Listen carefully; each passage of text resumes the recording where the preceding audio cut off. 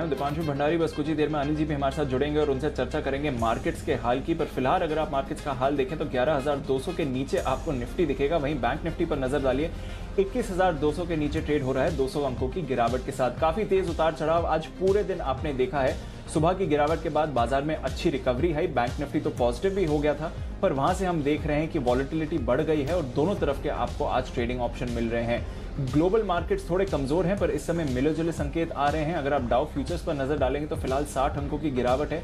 Europe के बाजारों की अच्छी शुरुआत हुई है और फिलहाल वो गेंस होल्ड कर रहे हैं। पर नजर है यूके पर, जहां आज प्रधानमंत्री बोरिस जॉनसन कोरोना से लेकर कुछ और पाबंदियों का ऐलान कर सकते हैं। कहा जा रहा है कि एक मिनी लॉकडाउन हो सकता है यूके में आने वाले 2 हफ्तों के लिए। तो वहां पर नजर रहेगी। भारत टाइम के करीब 5 बजे यूके की सांसद में बोरिस जॉनसन का बयान है, वहां पर नजर देनी पड़ेगी। पर यूरोप में कोरोना के मामले बढ़ रहे हैं। आज यूरोप के बाजारों में तेजी है, ग्लोबल एक्शन मिला जुला है और भारतीय बाजारों में वॉलेटिलिटी बहुत है। तो इस वॉलेटिलिटी में आपको क्या करना चाहिए, अनिल जी से थोड़ी देर में इस पर चर्चा करेंगे और साथ ही आपके लिए बेहतरीन स्टॉक आइडियाज पर भी हमारे एक्सपर्ट्स जुड़ेंगे। पर उससे पहले आपको बता देते हैं कि इस समय कौन से ऐसे अहम इवेंट्स हैं, ट्रिगर्स हैं, जहां पर बाजार की नजर है। मानसी बताने के लिए हमारे साथ तैयार है। गुड आफ्टरनून मानसी, बताइए कौन से इवेंट्स पर नजर है इस समय। बिल्कुल, गुड आफ्टरनून दीपांशु। देखिए, रिजल्ट सीजन खत्म हो चुका है, लेकिन इवेंट्स तो ढेर सारे हैं आज, कल और परसों की अगर बात करें तो आज एंजल ब्रोकिंग का आईपीओ खुला है। 24 सितंबर तक के लिए इंपॉर्टेंट इवेंट है ये। एनसीडीज पर हिंदुस्तान जिंक के कमिटी ऑफ क्रेडिटर्स की आज एक बैठक है, इस पर फोकस रहेगा। साथ ही सूत्रों के हवाले से ये भी खबरें हैं कि मुंबई सीएसटी स्टेशन रीडेवलपमेंट के लिए पहली प्री बिड मीटिंग होने जा रही है। और बता दें कि कई सारी इंफ्रा रिलेटेड कंपनियां हैं जो कि इस प्रोजेक्ट के साथ जुड़ सकती है और इसी के चलते ये इंपॉर्टेंट इवेंट है। ग्लोबल मार्केट से भी कई सारे ट्रिगर्स हैं। यूके के पीएम बोरिस जॉनसन आज शाम 5 बजे संसद में बयान देंगे। साथ ही US Fed chairman Jerome Powell Congress के सामने जो गवाही देने वाले हैं उस पर भी नजर रहेगी। कल 23 सितंबर के दिन कैम्स और कैमकॉन स्पेशलिटी के आईपीओ का आखिरी दिन होगा। ये क्रेडिट एक्सेस ग्रामीण की एक बोर्ड बैठक होने जा रही है। स्पंदना स्फूर्ति के एनसीडीज के जरिए पूंजी जुटाने को लेकर एक बोर्ड बैठक होगी और साथ ही जेएमएम फॉडलर के ओएफएस में जो कि आज नॉन रिटेल निवेशकों के लिए खुला है, कल रिटेल निवेशकों के लिए पैसे लगाने का इसमें मौका होगा। प्रधानमंत्री मोदी कोरोना पर 7 राज्यों के सीएम के साथ और साथ ही हेल्थ मिनिस्टर्स के साथ एक उच्च स्तरीय बैठक कल करने जा रहे हैं, तो इस पर भी नजर रहेगी। और गुरुवार के दिन यानी कि 24 सितंबर वायदा सीरीज के एक्सपायरी इस दिन होगी। भारतीय इंफ्राटेल और जी एंटरटेनमेंट का निफ्टी में यह आखिरी दिन होगा। इसके अलावा एंजल ब्रोकिंग का आईपीओ इस दिन बंद हो जाएगा। 24 सितंबर को ही आरबीआई के ओएमओज लॉन्च करने की भी तैयारी है और ग्रासिम और सीसीआई के मामले में एनसीएलटी में इस दिन सुनवाई होगी। रेमंड की एनसीडीज के जरिए पूंजी जुटाने को लेकर बोर्ड बैठक होगी और इसी तरह बॉम्बे बर्मा की भी एनसीडीज के जरिए पूंजी जुटाने को लेकर एक बोर्ड बैठक 24 सितंबर के दिन होने जा रही है। ओके, तो कई सारे इवेंट्स हैं, ट्रिगर्स हैं जहां पर हमें नजर रखनी चाहिए। आइए एक्शन को आगे बढ़ाते हैं। पहला कॉल लेते हैं इस क्लोजिंग शो का वागले साहब के लिए, वागले का वंडर का बिगुल।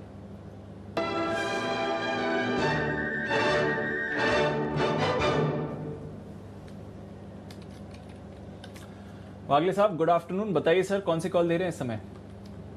Deepanshu good afternoon. अनिल जी अगर आए हो तो गुड आफ्टरनून। मैं एक्सिस बैंक बेचूंगा दीपांशु। कल भी आफ्टरनून में मेरा पहला कॉल एक्सिस बैंक था और आज भी मुझे वीकनेस कंटिन्यू होते हुए दिखता है। आज इनफैक्ट ज़्यादा वीक लग रहा है। 415 के लेवल पे 418 419 का एक स्ट्रॉन्ग रेजिस्टेंस इसने ब्रेक किया है। आपको सिर्फ 4 रुपये का स्टॉप लॉस लेना है 419 के ऊपर का। मेरा पहला टारगेट होगा 405 जो शायद आज ही आ जाएगा और दूसरा टारगेट 396 ये मुझे लगता है कल तक आना चाहिए। मार्केट वीक है, ऊपर में बिकवाली आ रही है। रेंज बाउंड निफ्टी लग रहा है बट मुझे लगता है सूनर देन लेटर हम 11,000 के आसपास जाएंगे। कोई भी हल्की सी बाउंस बैक होगी। 11,250 मुझे निफ्टी में ब्रेक होते हुए दिख नहीं रहा है। ओके, तो एक्सिस बैंक यहां पर बिकवाली की राय है। वागले साहब, आपने कहा कल भी क्लोजिंग वाले शो में आपने एक्सिस बैंक दिया, आज भी एक्सिस बैंक दिया, कल भी एक्सिस बैंक ही देंगे? अनिल जी, मेरा कहने का मतलब ये था कि दोपहर में इसमें सेलिंग आती है, कल क्या करूंगा वो पता नहीं। ओके, मतलब चाहे तो आप हर रोज एक्सिस बैंक दे सकते हैं। मार्केट के मूड माहौल के हिसाब से तेजी या मंदी, इतनी छूट आपको है। आइए चलिए बढ़ते हैं आगे और इस बाजार में आइए और कौन से कॉल्स हैं जो आपके लिए हो सकते हैं शानदार। आइए वसीम साहब हमारे साथ जुड़ रहे हैं कार्यक्रम में, स्वागत करते हैं वसीम साहब का।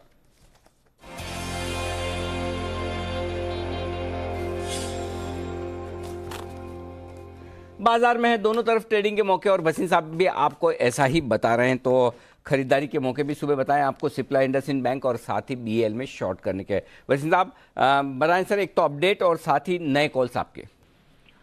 तो देखिए दोनों सुबह जो कॉल दी थी तीनों के तीनों ही ऑलमोस्ट अपनी 2.5% हिट हो गए। सिप्ला 788 हिट हो गया, इंडसइंड हिट 570 और BEL 9170। तो दोनों तरफ हेज रखिए, but this is the time to build portfolios. Anil ji, यहाँ घबराहट की बात नहीं है, क्वालिटी स्टॉक्स लीजिए। तो 2 पिक्स हैं, दोनों बाय साइड पे। आप कहें तो मैं शुरू करूँ सर? जी सर, प्लीज बताएं। तो पहला पिक है सर, सबसे बड़ा मॉर्गेज लेंडर HDFC 1684 से 1687 में लीजिए। 1653 का स्टॉप लॉस, 1775 का टारगेट। इजिली इसको सबसे ज्यादा मार्जिन एक्रिएशन होएगा and I think this is the best time to buy HDFC। दूसरा पिक अगेन ग्लोबल प्ले है सर, जो चाइना में नंबर्स आ रहे हैं और वेरी वेरी स्ट्रांग, और इटसेल्फ टाटा मोटर ने इंडिकेट किया है कि China business is doing exceedingly well. 33 साढ़े 33 है, 30 रुपए 20 पैसे का स्टॉप लॉस, 145 का टारगेट। ओके, 130 रुपए 20 पैसे ये स्टॉप लॉस है। ओके, और 145 का टारगेट खरीदना है आपको टाटा मोटर्स। 133-133.50 की रेंज में 130 रुपए 20 पैसे का स्टॉप लॉस, 145 का टारगेट। HDFC लिमिटेड खरीदना है 1685-1687 के आसपास, 1653 का स्टॉप लॉस और टारगेट बनेगा आपका 1775 का। ये है राय आपके लिए बसिन साहब की तरफ से। दोनों में खरीदारी की बहुत बहुत शुक्रिया सर, दोनों बेहतरीन पिक्स हमारे दर्शकों को देने के लिए आपका। आइए कुछ और स्टॉक्स जहां पर एक्शन भरपूर रहने वाला है और हमारे सारे मेहमानों को करते हैं शामिल। वागिल साहब तो है ही हैं, विश्वेश जी, नितिन जी और सुमित जी भी हमारे साथ कार्यक्रम में शामिल हो चुके हैं। पहले एक बार जरा डेटा फॉर्मेशन कैसा हो रहा है नितिन जी से समझ लें। नितिन जी बताइए, निफ्टी के डेटा कैसे बन रहे? देखिए जी, ये जो सितंबर की एक्सपायरी है इसमें बेसिकली शॉर्ट बिल्डअप हुआ है। जब हम लोग पिछले एक्सपायरी से यानी कि सितंबर की पुरानी एक्सपायरी से जब सितंबर में आए तो पोजीशन बिल्डअप हुई है और वो शॉर्ट साइड की पोजीशन बिल्डअप है। और अभी हम लोग जो एक्सपायरी कल होंगे मुझे लग रहा है कि लोअर बैंड पे होंगे और एक्सपायरी मुझे 11,200 के नीचे टूवर्ड्स 11,000 एक्सपायरी लग रही है। बट अब काउज ऑफ कंसर्न ये है कि जो शॉर्ट बिल्डअप पिछले महीने से सितंबर एक्सपायरी में आए थे वो मुझे लग रहा है कि रोल ओवर अक्टूबर एक्सपायरी में शॉर्ट साइड में हो रहे हैं। तो ये एक साइन ऑफ डिस्ट्रीब्यूशन है। जो सितंबर मंथ में आपने देखा होगा कि हर राइज पे सेलिंग आई है, खास तौर से बैंक निफ्टी में ज़्यादा डिस्ट्रीब्यूशन हुआ है। तो मुझे ऐसा लग रहा है कि अक्टूबर्स में जो रोल ओवर्स हो रहे हैं वो शॉर्ट साइड की पोजीशंस रोल ओवर होएगी, क्योंकि एक बुल ट्रैप भी है। ऊपर बाउंस के बाद ये 2-3 दिनों में बहुत तेजी से निफ्टी में गिरावट आई है, तो इसको हम बुल ट्रैप बोलते हैं, बुल ट्रैप भी है। तो हमें कॉशियस व्यू रखना चाहिए। मुझे एक्सपायरी लग रहा है कि टुवर्ड्स 11,000 होगी और अक्टूबर में और सेलिंग आ सकती है टुवर्ड्स 10,700 10,800। तो थोड़ा जो अभी इनिशियल रोल ओवर डेटा बन रहा है उससे तो व्यू थोड़ा नेगेटिव ही लग रहा है, क्योंकि जो रोल ओवर्स हैं उसके डेटा भी नेगेटिव है। उसके बाद जो ओपन इंटरेस्ट का बिल्डअप भी हम लोग देख रहे हैं। आज भी निफ्टी और बैंक निफ्टी दोनों में ऊपर से गिरावट है with sound open interest addition. तो कुल मिला के व्यू नेगेटिव व्यू बन रहा है नील जी। बिल्कुल, तो कुल मिला के इस समय तो मार्केट का नेगेटिव व्यू बन रहा है। एक्सपायरी के लिए 2 सेशंस बाकी हैं आज के बाद, देखते हैं किस तरह का एक्शन रहेगा। पर कुछ स्पेसेस हैं बाजार की जहां पर भरपूर हमें एक्शन देखने को मिल रहा है और उनमें से IT स्टॉक्स एक बार फिर से एक्शन में आ रहे हैं। विश्वेश जी भी हमारे साथ हैं। विश्वेश जी गुड आफ्टरनून। पहले भी आपसे माइंट्री की बात हुई थी, आपका पहले का पिक था, टारगेट्स आ गए, आज भी अच्छा परफॉर्मेंस है और अभी थोड़ी देर पहले फ्रेश खरीदारी भी आई है। 1300 के लेवल्स पर माइंट्री कैसा लग रहा है इस समय?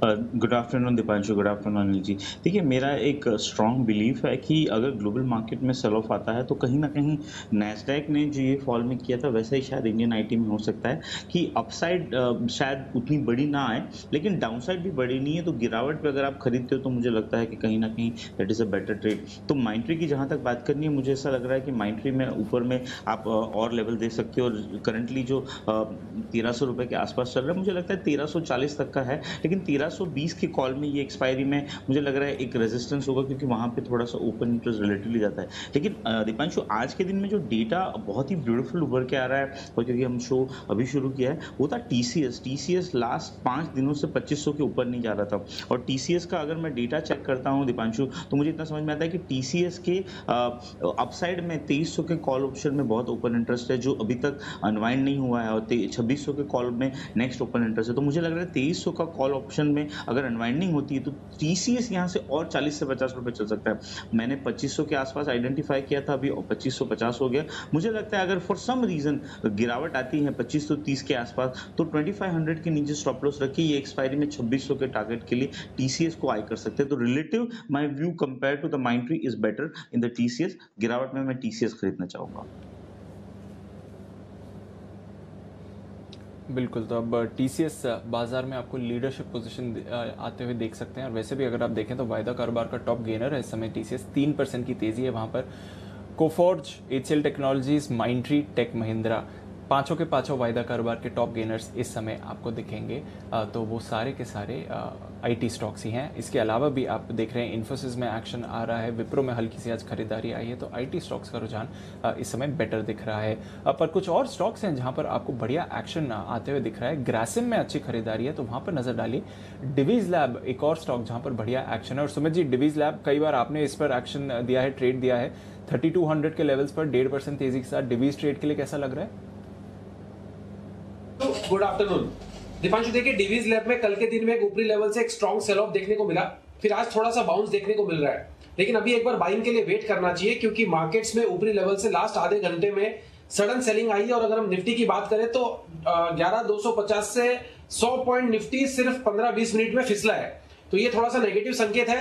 3205 के आसपास डिवीज लैब ट्रेड कर रहा है। अगर डिवीज लैब नीचे में 3170 का लेवल तोड़ देता है तो इसमें गिरावट और दबाव देखने को मिलेगा। तो एक बार के लिए फ्रेश बाइंग के लिए डिवीज लैब में वेट करना चाहिए। इनफैक्ट ऊपर में 3210 3225 के आसपास इसमें सेल साइड का व्यू लेके काम करना चाहिए। हो सकता है शायद नीचे में हमें 3100 रुपए तक के लेवल डिवीज में देखने को मिले। तो एक बार के लिए फ्रेश बाइंग के लिए वेट करना चाहिए। और दीपांशु, एक बिगुल भी बजा सकते हो, मुझे एक कॉल देना है यहाँ पे। बिल्कुल, बिगुल बजाते हैं सुमित जी के लिए, सुमित के सुपरहिट।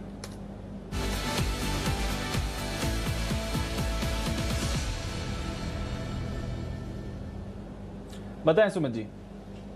दीपांशु, सेल साइड का स्टॉक रडार पे आया है। स्टॉक का नाम है ब्रिटानिया। 3560 स्पॉट लेवल है। ब्रिटानिया के अंदर 3500 का पुट लेने का सलाह रहेगा, जो कि अभी 22 रुपया सीएमपी ट्रेड कर रहा है। अब ब्रिटानिया 3500 का पुट। ब्रिटानिया के अंदर गिरावट देखने को मिल रहा है। ब्रिटानिया में कल के लोस टूटे हैं। ब्रिटानिया का स्ट्रक्चर वीक हो रहा है। रिसेंट के स्विंग लोस भी स्टॉक के अंदर ब्रेक हुए हैं और ऐसा लग रहा है कि ब्रिटानिया यहां से एक अच्छी गिरावट दिखाने को तैयार है। मेरे को ऐसा लग रहा है कि ब्रिटानिया के अंदर यहां से 50 रुपया मिनिमम और ऊपर में नीचे में 100 रुपए तक का फॉल देखने को मिल सकता है।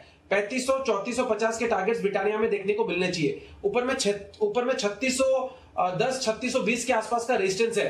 तो ये स्टॉप लॉस होगा स्पॉट लेवल्स के हिसाब से। ब्रिटानिया के अंदर 3500 का पुट में खरीदारी करें। 10 रुपए 11 रुपए नीचे में स्टॉप लॉस लगाएं। ऊपर में 35 रुपए से लेकर 40 रुपए तक का मूव ब्रिटानिया के 3500 के पुट के अंदर देखने को मिल सकता है। 1 से 2 दिन के लिए यह स्ट्रेटेजी होगा। अरे सुमित जी, चक्कर क्या है ये? आप सुबह एचयूएल बेच रहे थे, अभी ब्रिटानिया बेच रहे हैं, तो सारे एफएमसीजी सेक्टर वाले स्टॉक खराब लग रहे हैं क्या आपको?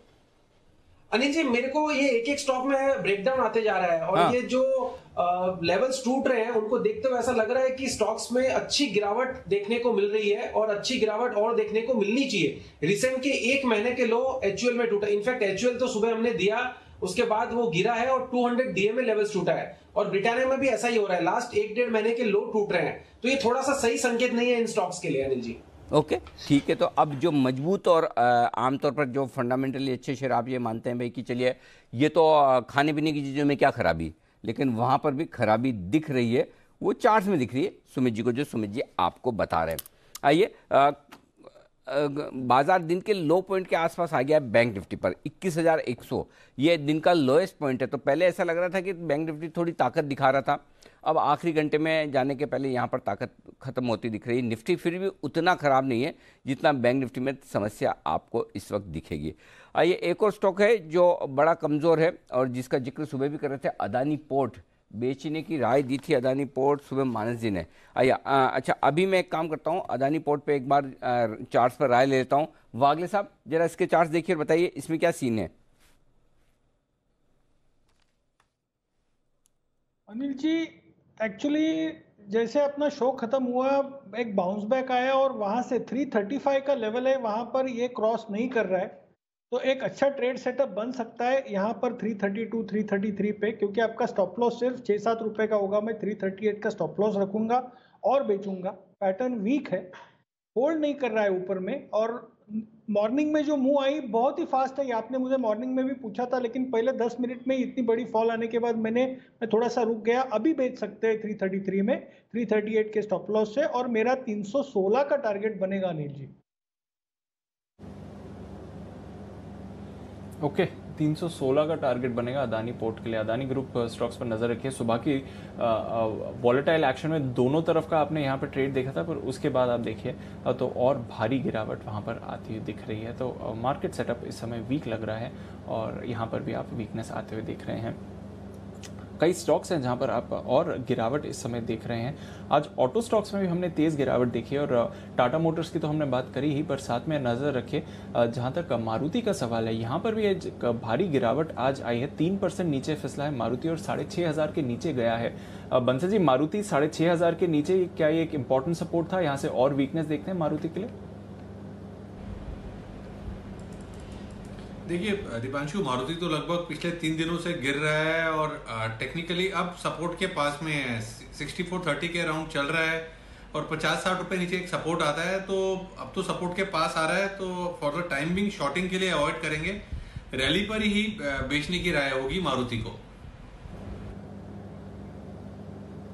ओके, रैली पर ही बेचने की राय होगी, पर कई सारे बैंक्स हैं जहां पर अब हम फिर से प्रेशर आते हुए देख रहे हैं, और इंडसइंड बैंक में तेज गिरावट आई है, पर साथ ही एक्सिस बैंक पर भी नजर रखिए। 3% नीचे है इस समय axis bank. Nitin ji, axis bank का चार्ट देखिए सर, 410 411 के स्तरों पर है, पर बैंक्स में जैसा वॉलेटाइल एक्शन है, क्या यहां से और फिसल सकता है एक्सिस? देखिए, पूरे बैंक्स में काफ़ी सेलिंग है और अभी तो सितंबर में पोजीशंस बनी है। मुझे लग रहा है कि ये 400 के नीचे जाएगी। एक्सिस बैंक 400 के नीचे पूरे चांसेस हैं जाने के। आज भी इसमें अगर आप देखेंगे तो ओपन इंटरेस्ट 28% है, जो बहुत ज़्यादा है। तो शॉर्ट बिल्डअप हो रहे हैं और मुझे पूरी उम्मीद है कि ये 390 की तरफ जाना चाहिए। अगर आप 2 दिन के लिए ट्रेड करना चाह रहे हैं तो 400 की स्ट्राइक की पुट ऑप्शन में बाय करके ट्रेड कर सकते हैं। ओवरऑल बैंक्स में काफ़ी शॉर्ट पोजीशन है और आज जो अभी मार्केट में गिरावट आई है ऊपर से, इसमें बैंक्स काफ़ी तेजी से वीक हो रहे हैं। और मुझे लग रहा है जो अभी नेक्स्ट 1 घंटा ट्रेडिंग सेशन में बाकी है, इसमें 21,000 का लेवल बैंक निफ्टी तोड़ देना चाहिए और निफ्टी करीब 11,000 की तरफ आना चाहिए, जिसमें बैंक निफ्टी गिर सकती है। तो इसमें पुट ऑप्शन लेके चल सकते हैं और 400 के नीचे जाने की पूरी उम्मीद लग रही है। ओके, तो 21,000 के स्तर तोड़ने के लिए तैयार हो रहा है बैंक निफ्टी। ये नितिन जी की कॉल, और जैसे ही नितिन जी बात भी कर रहे हैं, डेज लो पर फिलहाल बैंक निफ्टी आते हुए दिख रहा है। 325 अंकों की गिरावट के साथ 1.25% की कमजोरी है, और निफ्टी भी देखिए तो अब वापस 100 अंकों से ज्यादा कमजोर है। तो बहुत ही वॉलेटाइल सेशन रहा है जहां तक आज के ट्रेड का सवाल है, पर इसमें वॉलेटिलिटी इंडेक्स में हमने ज्यादा बदलाव नहीं देखा है। सिर्फ 1% की गिरावट है इस समय वॉलेटिलिटी इंडेक्स पर, तो वहां पर भी नजर रखिए। कुणाल जी, HDFC लाइफ पर आज सुबह आप दोनों ने बिकवाली की राय दी थी, वहां पर तो हम प्रेशर देख रहे हैं, बट साथ ही ICICI प्रू यहां पर अब लग रहा है कि 400 के नीचे फिसल सकता है, तो यहां पर भी कोई ट्रेड बनेगा?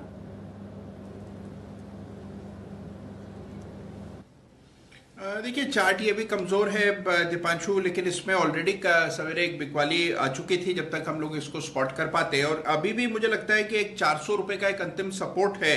400 के नीचे फिसला तो इसमें भी आपको 380 तक की गिरावट देखने को मिलेगी दीपांशु। तो इन स्तरों पर बिकवाली की राय नहीं है, लेकिन मान लीजिए कोई पुल बैक आता है तो उसमें सेल कर सकते हैं, और उसी तरह अगर 400 का सपोर्ट टूटता है तो भी इसमें नई शॉर्ट्स खोले जा सकते हैं। फिलहाल वेट एंड वॉच करें। ओके, फिलहाल वेट एंड वॉच रहेगा, बट वीकनेस तो वहां पर भी है, तो नजर रखिए इस स्पेस पर। वागले साहब, एक ट्रेडर फेवरेट स्टॉक एस्कॉर्ट्स, वहां पर आज हम काफी प्रेशर देख रहे हैं, 2-2.5% नीचे एस्कॉर्ट्स। वैसे तो काफी स्ट्रांग रहा है ये स्ट्रक्चर, पर इन लेवल से क्या एस्कॉर्ट्स पर भी भारी सेलिंग के आसार दिखते हैं? दीपांशु, अभी भी ये स्ट्रक्चर, इसका पैटर्न अच्छा है, लेकिन ये माहौल में टिक नहीं पाएगा। मुझे लगता है अभी 1190 पे ये 20 रुपए की मूव दे सकता है, लेकिन मैं इसको शॉर्ट नहीं करूंगा क्योंकि इसका बेसिक पैटर्न अभी भी स्ट्रांग है। जब मार्केट बाउंस बैक करेगा, ये on the upside out perform करेगा। तो आपको बेचना है तो बैंकिंग बेचिए, कुछ FMCG स्टॉक्स वीक लग रहे हैं, लेकिन एस्कॉर्ट्स बेचना नहीं चाहिए, शॉर्ट ट्रैप हो सकते हैं। ओके, तो यह है फिलहाल मजबूत शेयर, और बेचना नहीं है, कमजोर होने दे या फिर उछाल आने दे, दोनों में से जो आपको ठीक लगे। आइए, एक और चीज जो टेलीकॉम सेक्टर के लिए बड़ी अहमियत वाली कुछ बड़े डेवलपमेंट, और वो आपको बताने जा रहे हैं कुशल गुप्ता। कुशल, बताइए क्या डेवलपमेंट हो रहे हैं टेलीकॉम सेक्टर में? बिल्कुल अनिल जी, तो टेलीकॉम सेक्टर को लेकर अब एजीआर मामले को लेकर स्पेसिफिकली जो है वो अब क्लैरिटी आती हुई नजर आ रही है डीओटी की तरफ से, क्योंकि पिछले कुछ दिनों से ये मामला जो है फंसा हुआ था कि सुप्रीम कोर्ट का जब ऑर्डर आया था 1 सितंबर को कि 10% जो है उनको कुल एजीआर बकाया का अपफ्रंट पेमेंट करना होगा, वहां पर क्लैरिटी जो वो वहां पर जो मतभेद था टेलीकॉम कंपनी और डीओटी के बीच में, डीओटी की तरफ से अभी सफाई जारी होती हुई नजर आई है कि 31 मार्च 2021 तक यानी आने वाले 4-5 महीनों में आपको जो कुल एजीआर बकाया है उसका 10% अपफ्रंट पेमेंट करना होगा। ये उन्होंने सफाई दे दी है, इरिस्पेक्टिव जो अभी तक आपने पेमेंट किया है उसके मुकाबले। अब अगर आप पेमेंट स्ट्रक्चर देखें तो अब तक वोडाफोन आइडिया ने करीब 13.5% जो है उसका भुगतान किया है कुल एजीआर बकाया का, और साथ ही भारतीय एयरटेल उन्होंने करीब 41% का भुगतान कर दिया है। तो जाहिर सी बात है कि भारतीय एयरटेल के लिए उतनी बड़ी इशू वाली बात नहीं है, क्योंकि अगर अमाउंट वाइज देखें तो करीब 4400 करोड़ भारतीय एयरटेल को पे करने होंगे अगले 5 महीनों में, और साथ ही वोडाफोन आइडिया को करीब 5800 करोड़ रुपए पे करने होंगे। और जिस हिसाब से उनकी कैश ऑन बुक्स है वहां से वोडाफोन आइडिया की जो इश्यूज है वो काफी ज्यादा दिख रहे हैं। इनफैक्ट अगर आप बैंकों का एक्सपोजर देखें वोडाफोन आइडिया में as a percentage of loan book, IDFC first bank करीब 3% है, साथ ही इंडसइंड बैंक और साथ माफ कीजिएगा येस बैंक, इन तीनों बैंकों पर काफी फोकस रहेगा, क्योंकि जिस हिसाब से अब इनको भुगतान करना होगा वो बैंकों के लिए हो सकता है कि एक इशू बन सके। ओके, तो ये है आपके लिए तमाम टेलीकॉम कंपनियों के लिए एक बड़ी खबर, और इन कंपनियों पर अब एजीआर का बकाया भुगतान जो इन्हें करना है, जिसके लिए समय मिला है सुप्रीम कोर्ट से, पहली किश्त आपको मार्च के पहले देनी होगी। भारतीय एयरटेल सुमित जी सुबह कह चुके हैं, इन्वेस्टमेंट के हिसाब से नीचे खरीदारी का मौका देखें, और स्टॉक आपने की कमजोर बाजार में भी मजबूती के साथ ट्रेड करा, लेकिन हमें तो भारतीय एयरटेल से नहीं आइडिया से मतलब है। बंसल जी, आइडिया क्या करेंगे, खरीदेंगे किस लेवल पर? सिंगल डिजिट में आ रहा है अब आपके लिए?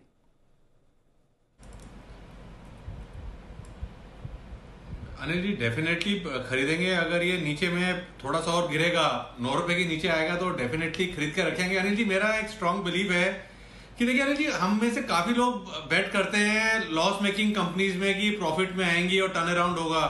तो अगर मुझको कहीं टर्न अराउंड पे कहीं बेट करना है तो मुझे तो वोडाफोन से बेहतर कोई विकल्प दिखता नहीं है। 2 साल का नजरिया बना के मेरे को एक परफेक्ट कैंडिडेट लगता है वोडाफोन टर्न अराउंड के लिए, बेट करने के लिए। और 8 रुपए एक अच्छा बेस है, और मुझे लगता नहीं है 8 रुपए के नीचे की वीकली क्लोजिंग यहाँ पर आएगी। 9 रुपीज के नीचे मैं यहाँ पर अनिल जी पहले से डिस्क्लेमर दे रहा हूँ कि मैं वोडाफोन में एडिशन करूंगा। ये राय टेक्निकल है कि फंडामेंटल? देखिए अनिल जी, देखिए मैं तो आई डू एवरीथिंग, मैं तो फंडामेंटल भी करता हूँ, डेरिवेटिव भी करता हूँ। देखिए अनिल जी, जिस चीज से जेब गर्म होती है, जेब में डॉलर और रुपया आता है, वो सब चीज करने में कोई परहेज नहीं होना चाहिए। तो ये कॉल जो है ये फंडामेंटल है। देखिए अनिल जी, हम सब लोग कितनी कंपनियों में बैट करते हैं, छोटी छोटी कंपनियों में बैट करते हैं कि इसको इसने ले लिया, ये घाटे से मुनाफे में आएगा, टर्न अराउंड होगा। तो टर्न अराउंड पे ही बैट करना है तो वाई नॉट वोडाफोन। यहाँ पे तो मैनेजमेंट काफी बढ़िया है। एक तो मेरे मित्र कुणाल जी का प्रिय क्षेत्र है, एमएनसी काउंटर है, उसके बाद बिरला जी का यहाँ पे स्टेक है, और एक मशहूर कहावत भी है, जहां ना पहुंचे रेलगाड़ी वहां पहुंचे मारवाड़ी। और मारवाड़ी का हाथ पकड़ा हुआ है फॉरेन प्रमोटर ने, जिसकी जेब भरी हुई है। तो अनिल जी टर्न अराउंड के लिए तो वोडाफोन एक परफेक्ट कैंडिडेट लगता है। मेरा निजी निवेश है और मैंने पैसे भी अलग से रखे हुए हैं 9 रुपीज के बाद, 9 रुपीज के नीचे इसको दोबारा लेने के लिए। ओके, चलिए बहुत बढ़िया, ये अच्छी बात है। तो ये है आपके लिए वोडाफोन आइडिया में निवेश करने की राय, लेकिन आपके लिए ट्रेड करने की राय भी है, और वो राय आ रही है कुणाल जी राकेश जी की तरफ से। बिल्कुल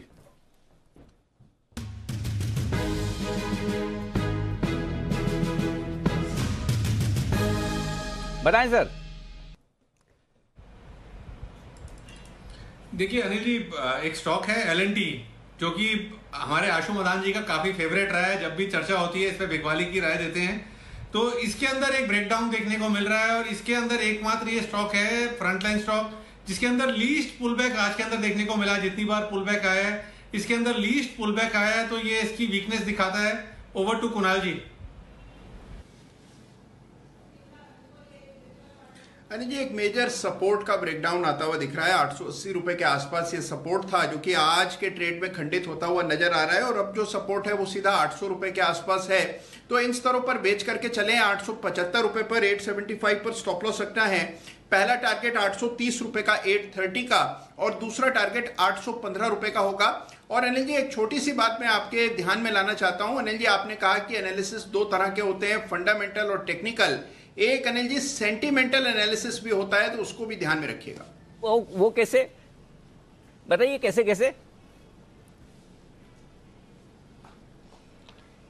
अनिल जी सेंटिमेंट यानी कि भावनाएं, तो अनिल जी भावनाएं जुड़ जाती हैं शेयर से। अच्छा, तीसरा एनालिसिस का तरीका है अनिल जी। समझ में आ गया, टेक्निकल, फंडामेंटल और सेंटिमेंटल एनालिसिस मतलब जैसे कि 12 रुपए था भाव आइडिया का, तो राकेश जी एकदम बुलिश थे कि बहुत तेजी से लेना चाहिए। आज 10 रुपए भाव आया तो राकेश जी खरीदने की राय तो दे रहे हैं, लेकिन आवाज थोड़ी धीमी हो गई। अब वो कह रहे हैं 9 रुपए आया तो और लेना चाहिए। 9 रुपए में खरीदने की राय देंगे, लेकिन और धीमी से आवाज। हाँ, ले सकता है अनिल जी, अब इस भाव में बुरा तो नहीं है। यही है सेंटिमेंटल एनालिसिस, या इसके अलावा भी और कुछ? अनिल जी देखिए, अभी उन्होंने मारवाड़ियों का जिक्र किया, तो अनिल जी आप तो बिल्कुल सही पहचान गए। जो बंसल जी के मन में होता है वो आपसे छुपता नहीं है अनिल जी। ठीक बात है। तो बंसल जी का देखिए, बंसल जी आप खाली फंडामेंटल और टेक्निकल एनालिसिस नहीं करते, आप सेंटिमेंटल एनालिसिस भी करते हैं। ये आपको पता नहीं था, मैंने आपको बता दिया। जी बंसल जी। देखिए अनिल जी, मैं आपको बड़ा अच्छे से समझाता हूँ सेंटिमेंटल एनालिसिस क्या होता है। देखिए अनिल जी, सेंटिमेंटल कैसे होते हैं। हाँ। अभी जो अनिल जी मैं आपको दिखाऊंगा, आप भी सेंटिमेंटल हो जाएंगे अनिल जी। और ये देखिए अनिल जी, आप सेंटिमेंटल होंगे कि नहीं होंगे अनिल जी। ये देखिए अनिल जी, आपने एक कप 2 साल पहले दिया था, उसको अभी तक संभाल के रखा हुआ है। क्या बात है, ये बात है, ये एकदम परफेक्ट है। ये ऑलराउंडर है हमारे बंसल जी, हर चीज का एनालिसिस तैयार है। तो बंसल जी दिल से शुक्रिया। मतलब किस वक्त पे क्या चीज कहाँ से निकालते हैं, गजब कर दिया। लेकिन एक चीज जो आपकी स्क्रीन पर आ रही है वो जरा गौर से पढ़ लीजिए, और ये सिर्फ 3 शब्द आ रहे हैं, ये किसने किया। ये 3 शब्द हैं, ये किसने किया। जरा आप सब लोग गौर से पढ़ लीजिए। और इस विशेषकर से आप, क्या नाम है आजकल आपका, कुणाल जी, विशेषकर आप जरूर पढ़ लीजिए, ये किसने किया। अभी क्या किया, किसने किया, कैसे किया, थोड़ी देर में। तब तक सुमित जी का superhit.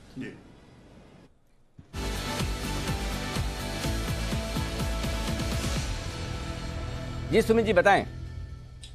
Anil ji, auto stocks में दबाव है और आयशर मोटर चार्ट्स के ऊपर वीक लग रहा है। 2060 इसका सीएमपी है स्पॉट लेवल्स के हिसाब से। आयशर मोटर में 2050 का पुट लेना है, जो कि 22 रुपए 23 रुपए 50 पैसे पे अभी ट्रेड कर रहा है। आयशर मोटर 2050 का पुट लेना है। आयशर मोटर्स के अंदर अनिल जी ब्रेकडाउन है, रिसेंट के लोज टूटे हैं। आयशर मोटर मेरे को लग रहा है यहां से एक अच्छा गिरावट दिखाने को तैयार है, जिसमें यहां से नीचे में 2000 के लेवल तो देखने को मिल ही सकते हैं, और शायद 2000 के लेवल भी टूट सकते हैं। और ऊपर में जो आयशर मोटर का रेजिस्टेंस है 2090-2100 के आसपास है। जब तक ये लेवल ऊपर में नहीं टूटेंगे तब तक आयशर मोटर्स में तेजी नहीं करनी है, सेल करना है। नीचे में 2000 से 1950 तक के लेवल देखने को मिल सकते हैं। तो आयशर मोटर में 2050 का पुट लेना है सीएमपी पे। नीचे में 14 रुपए 15 रुपए का सपोर्ट है इस पुट के लिए, तो उसका स्टॉप लॉस होगा। ऊपर में 38 रुपए से लेकर 40 रुपए तक के लेवल 2050 के पुट के अंदर 1 से 2 दिनों के अंदर देखने को मिल सकते हैं। ओके, तो ये है आपके लिए आयशर मोटर्स का 2050 का एट द मनी पुट कह सकते हैं, क्योंकि 2060 पर चल रहा है और 22-23 रुपए में ये पुट ऑप्शन आपको खरीद लेना। ये है राय आपके लिए सुमित जी की। 15 का लगाइए स्टॉप लॉस 3840। सुमित जी 3840 कम नहीं है, थोड़ा ज्यादा बढ़ाने क्या टारगेट, या इतने काफी है? 2 ही दिन बचे तो नहीं अनिल जी, 2 ही दिन बचे हैं। एक बार इसको टारगेट को इतना ही रहने दें, क्योंकि कल से शायद कुछ ब्रोकर्स पोजीशंस लेना भी कम कर देते हैं करंट मंथ के कॉन्ट्रैक्ट्स में इसके लिए। ओके ठीक है, तो चलिए आपके लिए ये है आयशर मोटर्स। और आइए अगला बिल्कुल है नितिन जी के लिए, निफ्टी के निशानेबाज नितिन मुरार का।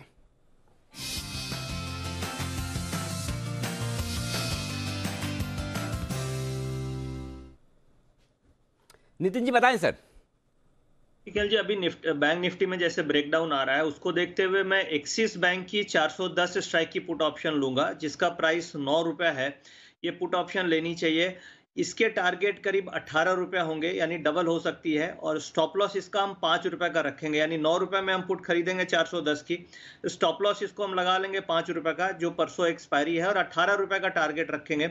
एक्सिस बैंक का टारगेट मुझे लग रहा है 395 तक आना चाहिए, जिसमें इसके प्राइस करीब करीब आपको 18-19 रुपया हो सकते हैं। तो एक्सिस बैंक की 410 की पुट लेने की सलाह होगी। ओके, तो ये है आपके लिए राय जहां तक एक्सिस बैंक का सवाल है। बैंक्स पर प्रेशर आते हुए दिख रहा है। 2:30 बज गए हैं, तो पहले बिगुल बजाते हैं अनिल जी के लिए और जान लेते हैं इस समय की स्ट्रैटेजी क्या है।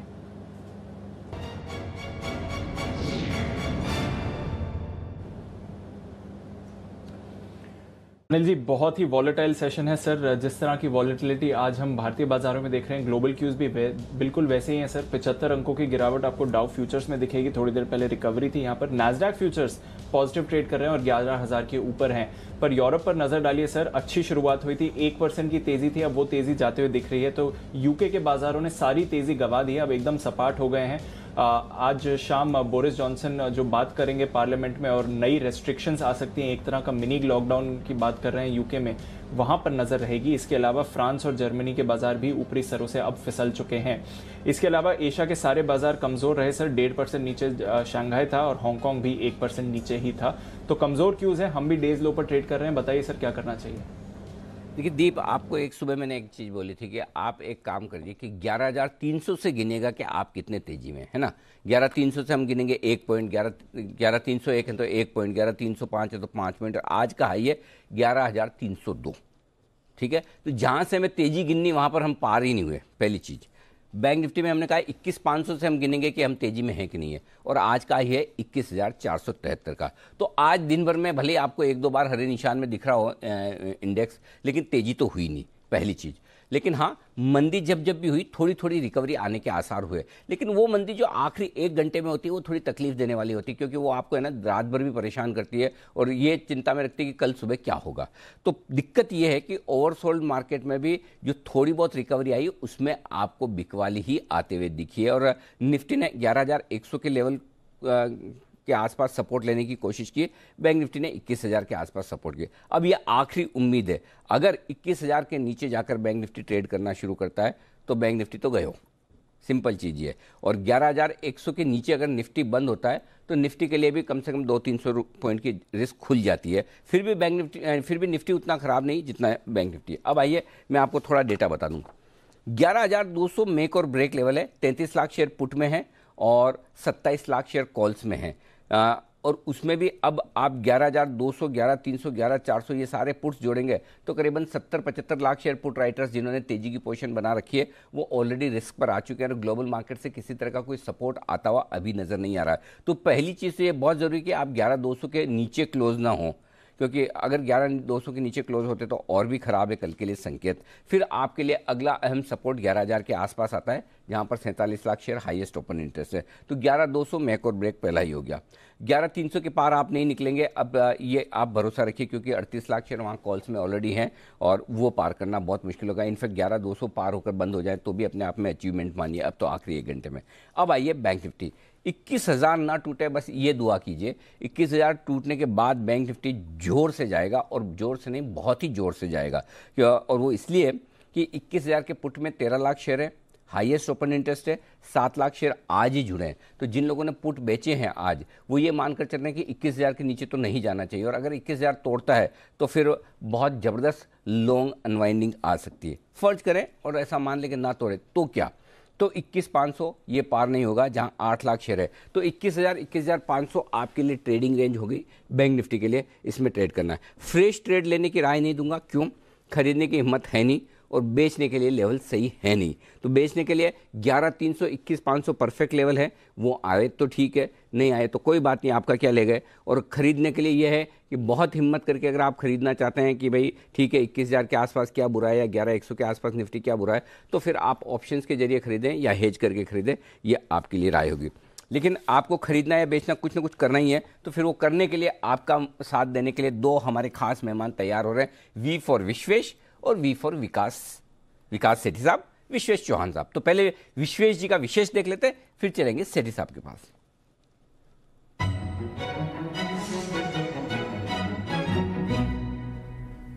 बताएं सर, विश्वेश जी। देखिए अनिल जी, 21,000 मेरे हिसाब से काफ़ी इंपॉर्टेंट लेवल है। ऑलमोस्ट 11 लाख 12 लाख शेयर है, जिसमें से 100% मतलब ऑलमोस्ट आज के दिन में ही ह्यूज ओपन इंटरेस्ट ऐड हुआ है। मैं डेटा ऐसे रीड कर रहा हूँ कि एक्सिस बैंक ऑलरेडी वीक है, Kotak has started breaking down side, और 21,000 शायद टूवर्ड्स क्लोज अगर अनवाइंडिंग शुरू होती तो मुझे लगता है ये खरीदने का पुट साइड मौका नहीं देगा। तो इन एंटिसिपेशन ऑफ दैट 21,300 का पुट ऑप्शन थोड़ा सा in the money put option है, ये समवेयर अराउंड 360 रुपीज चल रहा है। तो ऑलमोस्ट आपका फ्यूचर का रेट के हिसाब से शॉर्ट होता है। और मुझे ऐसा लग रहा है यहाँ से 21,200 के ऊपर शायद मार्केट ना जाए, तो वो लिहाज से 21,300 का पुट ऑप्शन 360 और थोड़ा और नीचे आइए तो भी ऐड करिए। मेरे हिसाब से यहाँ पे आप 250 का स्टॉप लॉस रखिए ऑप्शन के ऊपर। और अगर 21,000 गया तो मुझे ऐसा लग रहा है अनिल जी कि नेक्स्ट सपोर्ट जो स्पॉट लेवल्स के हिसाब से है वो सीधा 19,600 के आसपास है। तो वो एक्सपायरी को 2 दिन बाकी है, ऐसा भी नहीं है कि आज बुधवार है तो कल एक्सपायरी है। मेरे हिसाब से 1 दिन और बाकी है, और अगर 21,000 में अनवाइंडिंग शुरू होती है तो आप समझिए 20,500 भी मेरे हिसाब से वायलेट हो जाएगा। तो वो लिहाज से 21,300 का पुट ऑप्शन खरीदना है, 250 का स्टॉप लॉस रखना है, थोड़ा नीचे आए तो भी पुट ऑप्शन खरीदिए।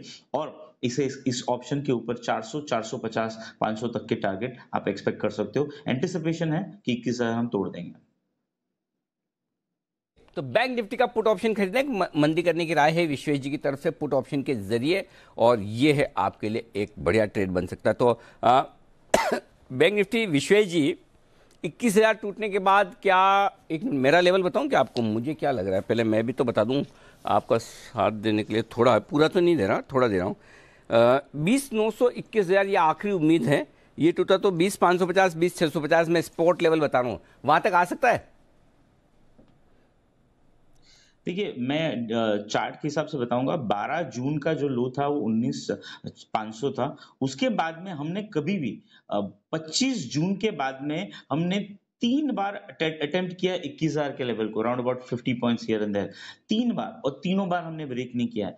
अब जो ग्लोबल माहौल है और जो एक्सेसिव ओपन इंटरेस्ट बिल्टअप हुआ है across banks, that is giving me a feeling कि somewhere banking this time will not held the 21,000। और अगर 21,000 टूट गया तो मुझे लगता है कि बहुत जोर से 500-600 पॉइंट जोर से जाएगा। और ये जोर से जाएगा, इसमें 2 चीज होगी, पहली तो लॉन्ग अनवाइंडिंग होगी, दूसरी फ्रेश शॉर्ट होगी, और दूसरा जो पुट राइटर है वो भी अपनी पोजीशन काटेंगे। तो 21,000 बहुत ही रहमियत है। और मैंने पास्ट में क्या देखा है कि ऐसे जो इंपॉर्टेंट लेवल होते हैं वो गैप से या टूटते हैं तो आपको मौका ही नहीं देते, तो आपको पोजीशन पहले ही बनानी पड़ती है। तो इन एंटिसिपेशन ऑफ दैट मैंने ये पोजीशन इनिशिएट की है 21,000 के पुट ऑप्शन में। और बात करते करते 21,000 टूट भी गया है, स्पॉट चल रहा है 20,990 के आसपास। मेरे हिसाब से अगर थोड़ी 5-10 मिनट हम बात करें तो हम लोग 400-500 पॉइंट तोड़ देंगे। ऐसा तो जोर से जाएगा bank Nifty energy. 5-10 minute bank Nifty पे ही बात करें ताकि क्या 21,000 वाला 20,000 हो जाए।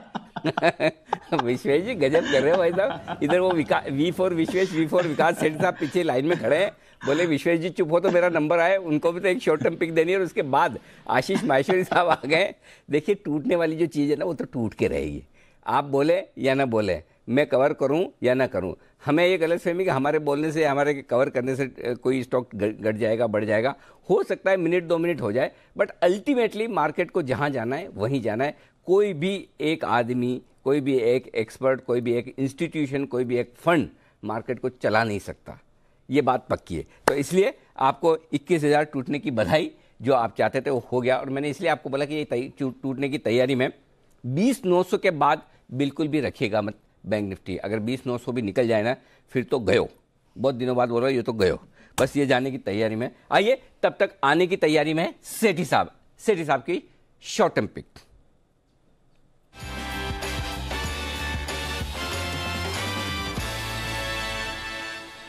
इस कमजोर बाजार में मजबूत दिल वाले हमारे सेठी साहब आज भी आपको शॉर्ट टर्म पिक देने के लिए तैयार है। सेठी साहब स्वागत है सर आपका, बताइए क्या खरीदेंगे। बिल्कुल बिल्कुल अनिल जी, गुड आफ्टरनून। अभी तो बाई कॉल देने में मुझे मालूम होता है कि कितनी तकलीफ होती है एक्चुअली स्टॉक आइडेंटिफाई करने में, बट जैसे कि अनिल जी आपको मेरी बातों से लगा होगा, पिछले कुछ दिनों से मैं IT सेक्टर पे बुलिश रहा हूँ और मैंने वहां से फ्रंटलाइन काउंटर्स जैसे इन्फोसिस है, फिर पिछले गुरुवार को पिकअप द डे कोफोर्स दिया था, सब स्टॉक अच्छा कर रहे हैं। मुझे लगता है IT स्पेस अभी भी अच्छा करना चाहिए, तो वहां से एक मिड कैप IT स्टॉक मैंने पिक किया है। कंपनी का नाम है सोनाटा सॉफ्टवेयर। एक बहुत ही जबरदस्त कंपनी है, 332 रुपए के लेवल पर अभी ये स्टॉक ट्रेड करता है। बहुत ही सॉलिड फंडामेंटल्स है। ये कंपनी डिजिटल ट्रांसफॉर्मेशन के सेगमेंट में काम करती है। वैल्यूएशन के लिहाज से देखेंगे तो सिर्फ 13-14 के मल्टीपल पे अवेलेबल है, जबकि काफी जो इसके पीयर्स है वो काफी बड़े ऊंचे मल्टीपल पे अवेलेबल है। पिछले साल डिविडेंड दिया 20 रुपये 25 पैसे का, तो डिविडेंड यील्ड होती है अराउंड 5.89%। अच्छे रिटर्न रेशियोज है, अराउंड 41% के रिटर्न रेशियोज पे रिटर्न ऑन इक्विटी है, रिटर्न ऑन कैपिटल एम्प्लॉयड है 50% का। जीरो डेट कंपनी है, जो कि आमतौर पे सभी आईटी कंपनीज होती है। पिछले 3 साल का प्रॉफिट में भी अच्छे कैगर से ग्रोथ हुई है, 18% की। FIS DIS अराउंड 32% इसमें होल्ड करते हैं। तो एक बहुत अच्छी कंपनी है। और इस माहौल में जब बाजार में एक मार्केट बची हुई है और मैं बुलिश हूँ आईटी सेक्टर पे, मैंने पहले भी कहा कि इस क्वार्टर के जो नतीजे आएंगे बेहद ही शानदार होंगे, बिकॉज इनके जो खर्चे के कारण जो सेविंग हुई है तो मार्जिन पे उसका इम्पैक्ट देखने को मिलेगा। मुझे लगता है इस स्टॉक को 332 के लेवल पे लेना चाहिए। जैसे ही थोड़े सेंटीमेंट ठीक होंगे 355 तक के मेरे शॉर्ट टर्म के टारगेट है। और बाकी मुझे लगता है over a period of time ये स्टॉक भी अच्छा करेगा। अगर आपको याद हो तो मैंने 27 जुलाई को न्यूक्लियस सॉफ्टवेयर रिकमेंड करा था, 287 रुपए के लेवल थे। आज वो स्टॉक 700 रुपए के लेवल पे ट्रेड करता है और अभी भी काफी जने उनको शॉर्ट टर्म रिकमेंडेशन पे बाई कॉल रहता है उस स्टॉक में। तो सब देते हैं रिटर्न। बोलिए अनिल जी। बिल्कुल आपके बात तो देते हैं। अच्छा, ये जो शेयर आज आपने बोला इसका नाम क्या है? सोनाटा सॉफ्टवेयर या सन्नाटा सॉफ्टवेयर? नहीं, सोनाटा। पहली बार ऐसा हुआ है जब से आपने शॉर्ट टर्म पिक देना शुरू किए, स्टॉक में सन्नाटा छाया हुआ। नहीं तो अब तक तो है ना, सोनाटा सॉफ्टवेयर 5 मिनट में 5% बढ़ जाता, या तो सन्नाटा एकदम बिल्कुल मार्केट का। अनिल जी, अभी कभी ऐसे होता है बाजार में। चलिए आप बाजार की वोलेटिलिटी देखिए, आधे घंटे पहले एक समय लग रहा था बाजार बिल्कुल पॉजिटिव हो जाएगा और अभी 125 पॉइंट निफ्टी में गिरावट आ गई है। फिर भी ये स्टॉक 332 वाला 335 आ गया, वो भी एक रिमार्केबल बात है। एक जमाना था, मतलब 3% हिलता था तो सेठी साहब को लगता था ये क्या हुआ, ये तो कुछ हुआ ही नहीं। आज 3 रुपए में भी कितने खुश है। वक्त की बात है। देखिए वही है वाली बात है कि किसी दिन Nifty 1000 point 500 point, bank Nifty 1000 point घूम जाता है और 10-10 दिन तक कई बार 1000 पॉइंट की रेंज नहीं तोड़ता। तो ये मूड माहौल इस वक्त ऐसा है। लेकिन इस खराब मूड माहौल में अच्छे शेयर चुनने का आपके लिए है मौका, और वो दे रहे हैं आपको सेठी साहब। सोनाटा सॉफ्टवेयर खरीदे 355 के टारगेट के लिए। अब मैं शामिल करूंगा अभी आशीष जी को भी और कुणाल जी भी, खास तौर से यहाँ पर आपको करना है। लेकिन उससे पहले एक बार नितिन जी शायद अपना कॉल देना चाहते हैं। नितिन जी, आपके लिए बिल्कुल जी निफ्टी पे हम स्ट्रेटजी ले सकते हैं। निफ्टी के निशानेबाज नितिन मुरार का।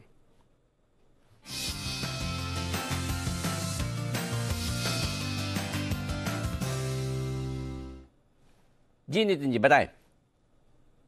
अनिल जी, जैसे निफ्टी में व्यू नेगेटिव है और लास्ट 3 दिनों से हम बियर स्प्रेड ही कर रहे हैं। हम दोबारा से नीचे के स्प्रेड्स करेंगे। 11,150 की पुट ऑप्शन लेंगे जिसका प्राइस 82 है, और प्रीमियम को हेज करने के लिए 11,050 का पुट बेचेंगे जिसका प्राइस 48 है। तो कुल मिला के डिफरेंस 35 से 36 रुपए में ये स्प्रेड मेरी क्रिएट हो रही है। और स्टॉप लॉस रखेंगे 17 रुपए का, यानी 20 रुपए का जब मुझे लॉस हो रहा होगा, 20 रुपए इंटू लॉट साइज 75, 1000 रुपए का लॉस हो रहा होगा तो मैं एग्जिट कर जाऊंगा। अदरवाइज जो टारगेट है वो ऐसा लग रहा है कि बैंक निफ्टी 11,050 से 11,000 तक नीचे आ सकता है, जिसमें ये जो स्प्रेड है 35 रुपए की, ये 65 से 70 रुपीज हो सकती है, यानी डिफरेंस डबल हो सकता है। तो हम 15 से 20 रुपए का स्टॉप लॉस रख करके ये स्प्रेड क्रिएट करना चाहिए, ओवरनाइट कैरी करना चाहिए। टारगेट होगा 65 से 70 रुपीज और स्टॉप लॉस होगा 17 रुपए का। 11,150 की पुट लेनी है एक, और 11,050 की पुट बेचनी है एक। बिल्कुल सुमित जी के लिए सुपरहिट शेयर का।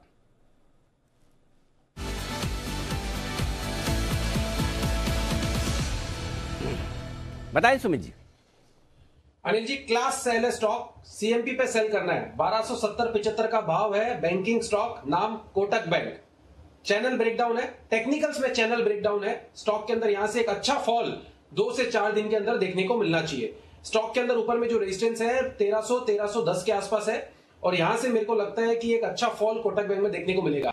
यहाँ पे 1280 वाला पुट 24 रुपए 25 रुपए पे ट्रेड कर रहा है कोटक बैंक का, इसमें खरीदारी की जा सकती है। जिस तरह से ये चैनल ब्रेकडाउन आ रहा है, मेरे को लग रहा है कि यहां से 1220 रुपए से लेके 1200 रुपए तक के लेवल कोटक बैंक में इसी हफ्ते में देखने को मिलने चाहिए।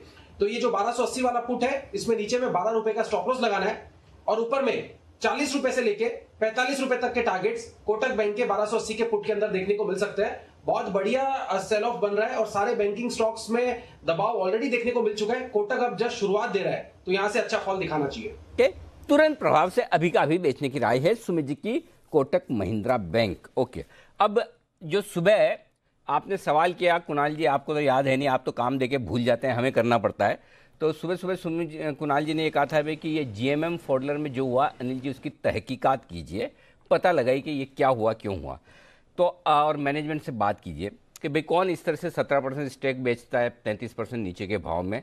तो आपके सवाल का जवाब तो नहीं मिला कुणाल जी, लेकिन बहुत कुछ मिला है और उसका टाइटल है कि ये किसने किया। ठीक है, ये किसने किया, ये हमने पता लगाया है। अब इस पे आप और आशीष जी ज़्यादा गौर से सुनिएगा। पहले तो मैं आपके सामने डेटा रख दूं और उसके बाद रखेंगे विश्लेषण।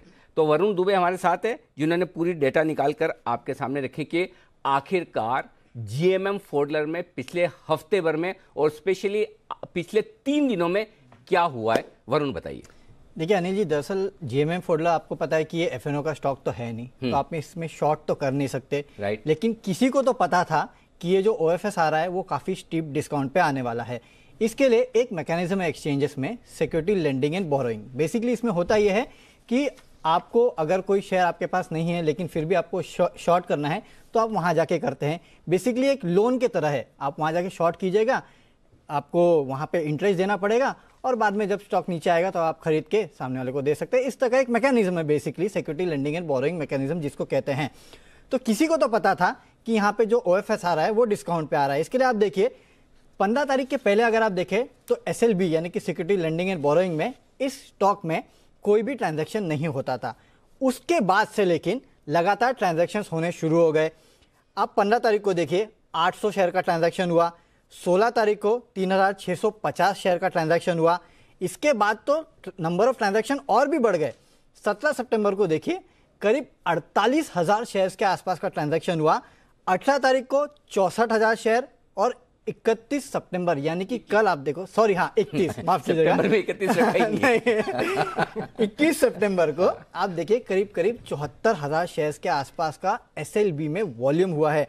आप कुल वॉल्यूम के लिहाज से अगर आप इसको देख लीजिए तो करीब 40 से 50% के आसपास जो एनएसई में वॉल्यूम होते हैं उसका 40 से 50% के आसपास का वॉल्यूम जो है एसएलबी में हुआ है। अब ये क्यों हुआ है, किसने किया है, ये तो नहीं पता, लेकिन हाँ ये बात बरोबर है कि किसी को पता था कि यहाँ ओएफएस जो है काफी स्टीप डिस्काउंट पे आ रहा है। इसके लिए आप स्टॉक प्राइस भी देखिए, इस दौरान स्टॉक प्राइस जो है उसमें करीब 11.5% के आसपास की गिरावट आई। तो अब सीधी बात है कि स्टॉक प्राइस में ऑलरेडी 11.5% की गिरावट आ चुकी है। एसएलबी में आपको देना क्या है, आपको तो इंटरेस्ट देना है, तो इंटरेस्ट 100 से 200 300 रुपए के आसपास आएगा। तो 5,000 के आसपास अगर वो स्टॉक प्राइस आ चुकी है और 300 रुपए के आसपास आपको इंटरेस्ट भी देना रहा और 3,500 का अगर ओएफएस है तो ओएफएस में खरीदिए और यहाँ बेचिए तो 1,000-1,200 रुपए के आसपास का आपका प्रॉफिट तो ऐसे ही आ जाता है। लेकिन किसने किया ये पता नहीं, लेकिन क्या किया ये हमें समझ में आ गया है। देखिए कातिल है ना, हमेशा सुराग छोड़ जाता है। हाँ। है ना? तो ये सुराग तो है। हाँ। अब इस सुराग से पता चलेगा कि ये किया किसने। लेकिन किसने तो क्या है। देखिए हुआ क्या है, आप बात को समझिए। अगर 17% का ऑफर फॉर सेल आए और 33% डिस्काउंट पर आए, ये किसको पता होगा? किसी को तो पता होगा, या तो कंपनी के टॉप मैनेजमेंट को, या कंपनी के प्रमोटर्स को, या मर्चेंट बैंकर्स को, जो ये करवा रहे हैं इनको तो पता होगा। अब इनमें से किसने ये शेयर खरीदे हैं एलबीएम में, एसएलबी में, और उन्होंने बाद में मार्केट, मतलब इसका मतलब क्या है, आपने उधार लिए शेयर और शेयर उधार लेके बेच दिए। शेयर उधार लेके कौन बेचता है, वो भी ऐसा इलिक्विड शेयर की जो कि आपको पता है कि 100 शेयर बेच दो तो पक्का मालूम है डिलीवरी नहीं है तो ऑक्शन होना है। ठीक है ना, कुणाल जी जैसे लोग वो कहना 10-10 सालों से उस पर कुंडली मार के बैठे हैं, बेचते भी नहीं है इस तरह के शेयर। तो ऐसा शेयर कौन, ऐसा आदमी जो 17 तारीख को लेता है 48,000 शेयर और वो, और अच्छा उधार लेने की भी कॉस्ट होती है, एसएलबी की प्राइस होती है कि आप क्या भाव में ले रहे हो। तो 17 तारीख को 48,000 शेयर उधार लिए गए 120 रुपए में। 18 तारीख को 64,000 शेयर लिए गए उधार 200 रुपए में। देखो और ऊपर में लिए, हाँ और ऊपर में। और 21 तारीख को 74,000 शेयर लिए गए उधार 385 रुपए में। यानी कि आप 385 रुपए तो ब्याज भर रहे हो, 385 से ज्यादा शेयर गिरेगा तो ही आपको फायदा है। तो कोई तो ऐसा बड़ा समझदार, तीसरी आंख वाला, दिव्य दृष्टि वाला महापुरुष था जिसको यह पता था कि ये तो 385 रुपए से भी ज्यादा गिरेगा। और जिसने 385 रुपए में उधार लेके शेयर बेचे, आप देखिए 520 रुपए तो आज गिर गया, कल एक सर्किट और लग जाए तो बड़ी बात नहीं। तो ये पक्के तौर पर जांच का विषय है, 100% जांच का विषय है कि ये एसएलबी में किसने शेयर उधार लेके बेचे। किसको ये पहले से जानकारी थी कि कंपनी इतने भारी भरकम डिस्काउंट पर इतना बड़ा ऑफर फॉर सेल लेकर आएगी। कुणाल जी, आपकी जिज्ञासा तो मैं शांत नहीं कर पाया, लेकिन आपको राहत की अनुभूति जरूर हुई होगी इस एनालिसिस को देख करके। हमने कुछ सही, अच्छा और ढूंढ कर निकालने की कोशिश की। क्या आप इस बात से सहमत हैं?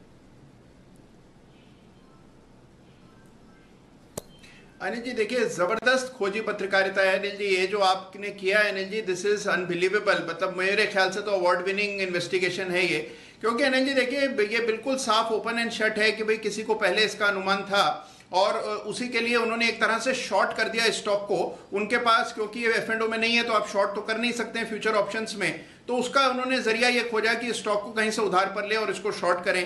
तो Anil ji clear case of insider trading मुझे लगता है, इसकी बिल्कुल जांच होनी चाहिए। और एक बार अनिल जी जो मैनेजमेंट है उनसे भी आपको चर्चा जरूर करनी चाहिए। एक बार आप उनसे साफ साफ सवाल करेंगे तो कई चीजों का पता लगेगा। मेरे ख्याल से वो अभी साइलेंट पीरियड चल रहा है तो शायद उसका हवाला देकर आपसे बात ना करें, तो प्रयास करें अनिल जी उनको लाने का और उनसे चर्चा कीजिए इस बारे में। कभी पीरियड साइलेंट होता है, कभी मैनेजमेंट ही साइलेंट हो जाता है, बात ही नहीं करता है। एक्चुअली बहुत सारे ऐसे मैनेजमेंट है जिनको मैं बुला बुला के बात करना चाहता हूँ। कई बार लोग मुझे बोलते हैं सर इनका इंटरव्यू करो, उनका इंटरव्यू करो।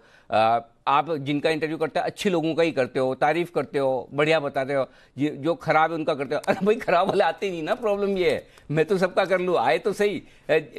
जो काम अच्छा कर रहे हो वो तो फिर भी आके बता दे, जो खराब कर रहे हो मुझे बताओ कौन बताएगा। आज एक चीज बताओ, मेरे कोई स्टॉप लॉस ट्रिगर हुआ तो मैं ऐसे थोड़ी उसका प्रोमो बनवाता हूँ कि देखो स्टॉप लॉस ट्रिगर हो गया। हल्के से मैं बोल देता हूँ मैं कि देखिए मेरे कॉल गलत हो गया, स्टॉप लॉस ट्रिगर हो गया, काट लेना, इतना ही। तो वैसे सेम मैनेजमेंट का भी हाल है भाई, वो भी ऐसे ही करते हैं। अगर बहुत खराब काम कर रहे हैं, उन्हें पता है कि इंटरव्यू पे जाएंगे, 4 टेढ़े मेढ़े सवाल पूछे जाएंगे तो आते नहीं है। आशीष जी की राय लेना चाहता हूँ। आशीष जी ऐसे मामलों को बहुत अच्छे से गहरे जानते पहचानते हैं। आशीष जी, दाल में कुछ काला है या दाल ही काली है? देखिए एक MNC कंपनी में ऐसा बहुत रेयरली होता है अनिल जी, क्योंकि यदि शेयर होल्डिंग देखा जाए तो 50% जो होल्डिंग है वो फ्लॉडर कॉरपोरेशन के पास में, 25% होल्डिंग अशोक पटेल फैमिली के पास में, और फ्लोटिंग स्टॉक इसमें ऑलरेडी काफी कम है। जरूर FIs की कोई हिस्सेदारी नहीं है कंपनी में, बट डोमेस्टिक PMS में और रिटेल इन्वेस्टर्स के पास में काफी स्टॉक है। तो यदि OFS आने से जस्ट पहले यदि इतना सब कुछ एक्शन हो रहा है तो मतलब थोड़ा इनसाइडर इसमें जो मूवमेंट है इनसाइडर्स का थोड़ा काम तो आपको बिल्कुल जो आपने स्टैटिस्टिक्स दी है उससे अपेरेंट है, मुझे कुछ ज्यादा वैल्यूएट करने की जिसमें जरूरत नहीं है। और दूसरी बात यह है कि स्टॉक का यदि भाव भी देखें तो 1300 रुपए वाला शेयर 6900 तक इस साल के अंदर ही टच हुआ है, तो एक फिनोमिनल एप्रिसिएशन भी जो लोग हैं उनको यहाँ मिला है। और बिल्कुल ये जो 33% डिस्काउंट पे है, तो मुझे तो समझ में नहीं आता इतने डिस्काउंट में बेचने की जरूरत क्या थी, जब आपके पास में एक ओलिगोपोली काइंड ऑफ प्रोडक्ट है, सिर्फ 2 ही लोग हैं वर्ल्ड में जो ग्लास लाइनिंग केमिकल जो इक्विपमेंट है बनाते हैं उसके लिए करते हैं। तो आपको काफी सारे बायर्स मिल जाते हैं आपके प्राइस पे। तो पहली बात तो इतना 33% डिस्काउंट देना थोड़ा अनजस्टिफाइड है, और दूसरा जो आपने SLBM का स्टैटिस्टिक्स दिया वो बिल्कुल क्लियरली शो करता है कि थोड़ा इनसाइडर्स ने इसमें पैसा बनाया है। ओके, तो ये है आपके लिए पूरी डिटेल रिसर्च में एनालिसिस जो हमारी टीम ने निकाली है आपके लिए कि किस तरह से GMM फोर्डलर में इस अनाउंसमेंट के पहले शेयर SLB मैकेनिज्म में उधार लिए गए और बेचे गए, वॉल्यूम के साथ आपके सामने डेटा ये रखे गए। शुक्रिया वरुण ये पूरा अपडेट देने के लिए। आइए भसीन साहब हमारे साथ कार्यक्रम में हो रहे हैं शामिल, करते हैं उनका स्वागत और उनकी BT STT pics.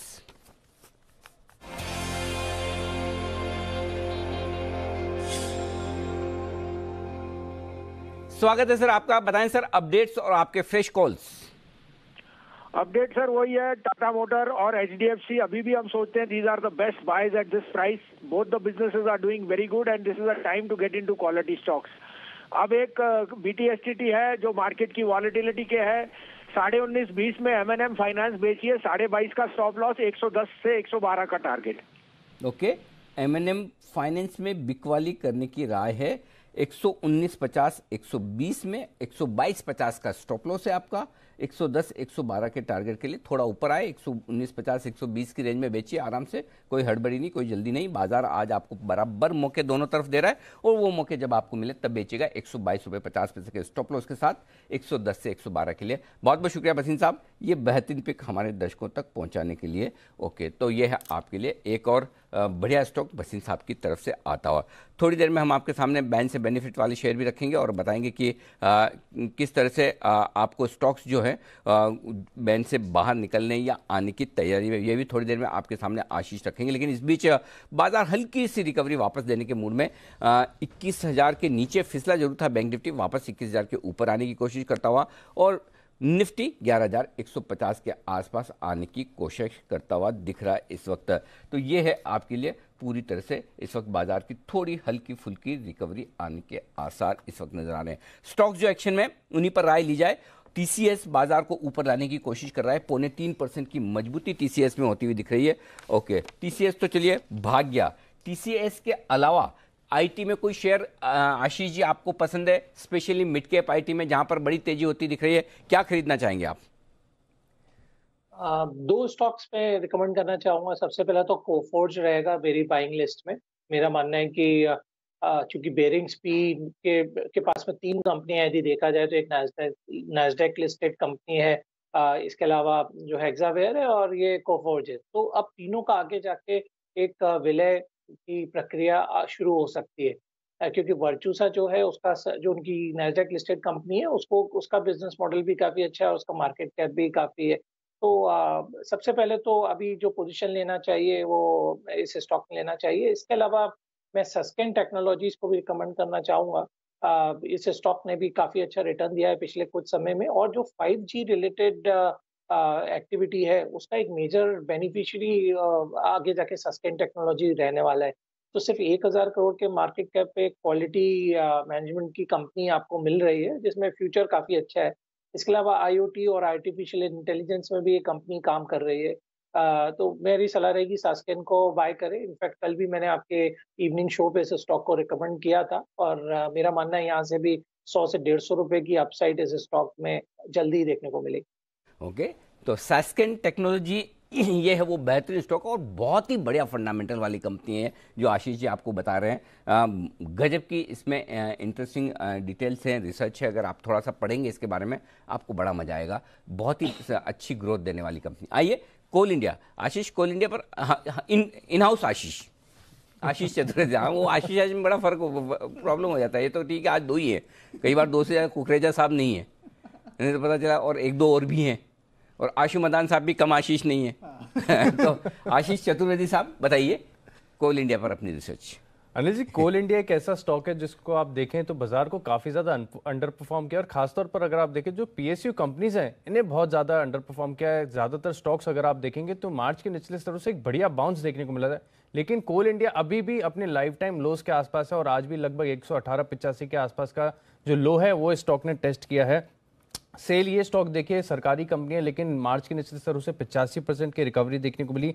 Bharat electronics 77% चल गया मार्च के निचले स्तरों से, और अगर आप देखें BPCL, कॉन्कोर, NMDC, REC, गेल, ONGC, पावर ग्रिड, तमाम सरकारी कंपनियों को देखें। बैंकिंग स्टॉक्स में भी अगर आप देखें तो सरकारी जो छोटे PSU स्टॉक्स हैं वहां पर भी बढ़िया एक रिकवरी देखने को मिली, लेकिन ये स्टॉक देखिए बहुत ज़्यादा अंडर परफॉर्म कर रहा है। इसके पीछे के कुछ कारण की हमने जानने की कोशिश की, और सबसे पहले आप देखें कि पिछले 2 तिमाहियों से जो नतीजे आ रहे कंपनी के वो बेहद निराशाजनक देखने को मिल रहे। टॉप लाइन में गिरावट है, मार्जिन में गिरावट है, क्योंकि जो FSA और ऑक्शन के जो रियलाइजेशन है यहाँ पर गिरावट देखने को मिल रही है। तो मार्जिन कामकाजी मुनाफे पर डेंट देखने को मिल रहा है, और खासतौर पर अगर आप देखें तो एक बड़ी दिक्कत जो सामने आ रही है कि जो पावर कंपनी से ट्रेड रिसीवेबल्स हैं वो लगातार 2 तिमाहियों से हम देख रहे हैं कि लगातार बढ़ते जा रहे हैं। एक और बात यह है कि उत्पादन को लेकर भी कहीं ना कहीं अगर आप देखें तो एक बड़ा पेसिमिज्म सामने आ रहा है कि कंपनी ने जो है तय किया था कि 65 से 66 करोड़ टन का उत्पादन करेंगे इस वित्त वर्ष में, लेकिन जो है अब केवल मान रहे कि 58 करोड़ टन का ही उत्पादन होगा। यानी टॉप लाइन में भी हो सकता है कि आगे जाके एक फर्दर गिरावट देखने को मिल सके।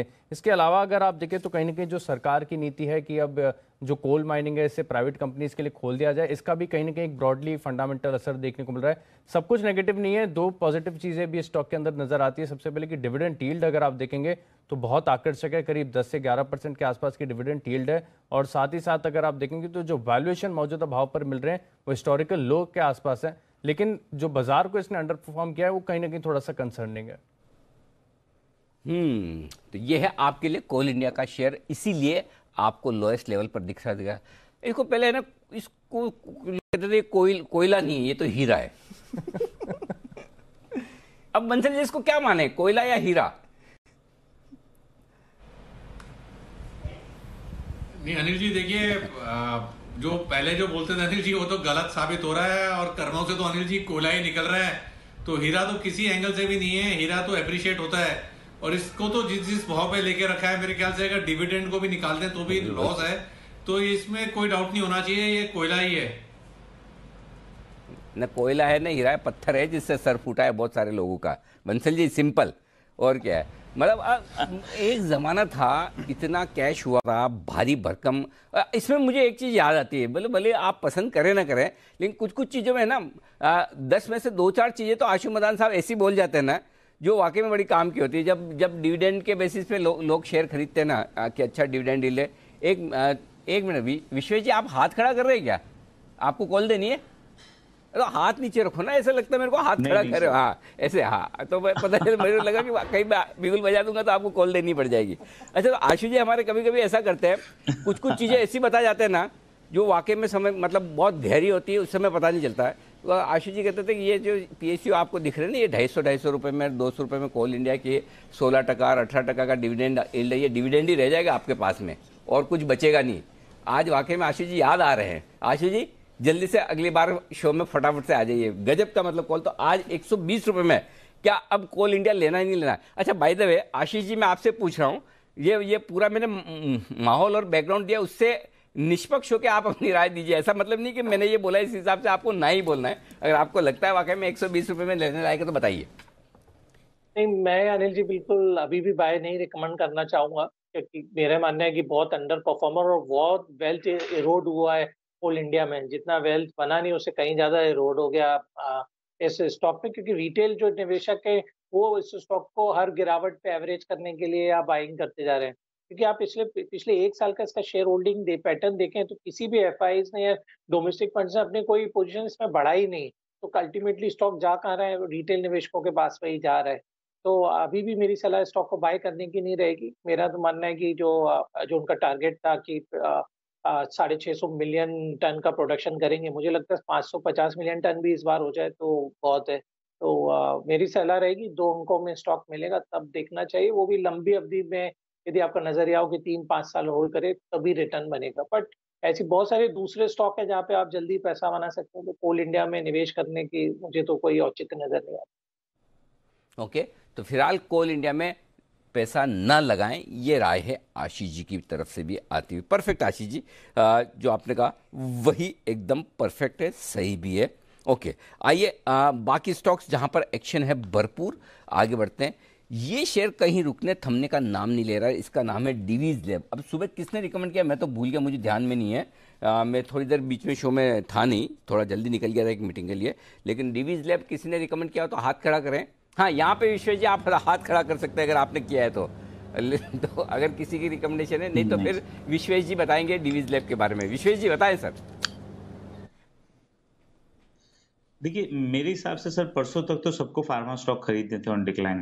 तो आज जब डिक्लाइन आ रहा है तो डिवीज लैब हो गया, डॉक्टर रेड्डी हो गया, ये सब वो लेवल पे हैं। और पर्टिकुलरली डिवीज की बात करें सर तो 10 अगस्त को एक गैप अप ओपनिंग हुई थी 2770 के बाद में 3075 तक डायरेक्ट। और मुझे लग रहा है आज का अगर आप लो देखेंगे डिवीज का तो एग्जैक्टली करीबन 375 के आसपास है। तो मुझे लग रहा है एक साइडवेज बैंड बन रहा है जिसमें लोअर एंड 3070 और अपर एंड मेरे हिसाब से 3300। और जिस हिसाब से शॉर्ट्स कवर हो रहे हैं मुझे लगता है 3300 तक भी जा सकता है। और सबसे इंटरेस्टिंग चीज अनिल जी ये है कि यहाँ पे 3100 के पुट में बहुत अच्छा हुआ है, 3200 के पुट में भी आज राइटिंग हुई है। मुझे लग रहा है 3300 का कॉल जो 89,000 शेयर है, 3200 और 3300 के बीच में शायद एक्सपायरी हो सकती है डिवीज की।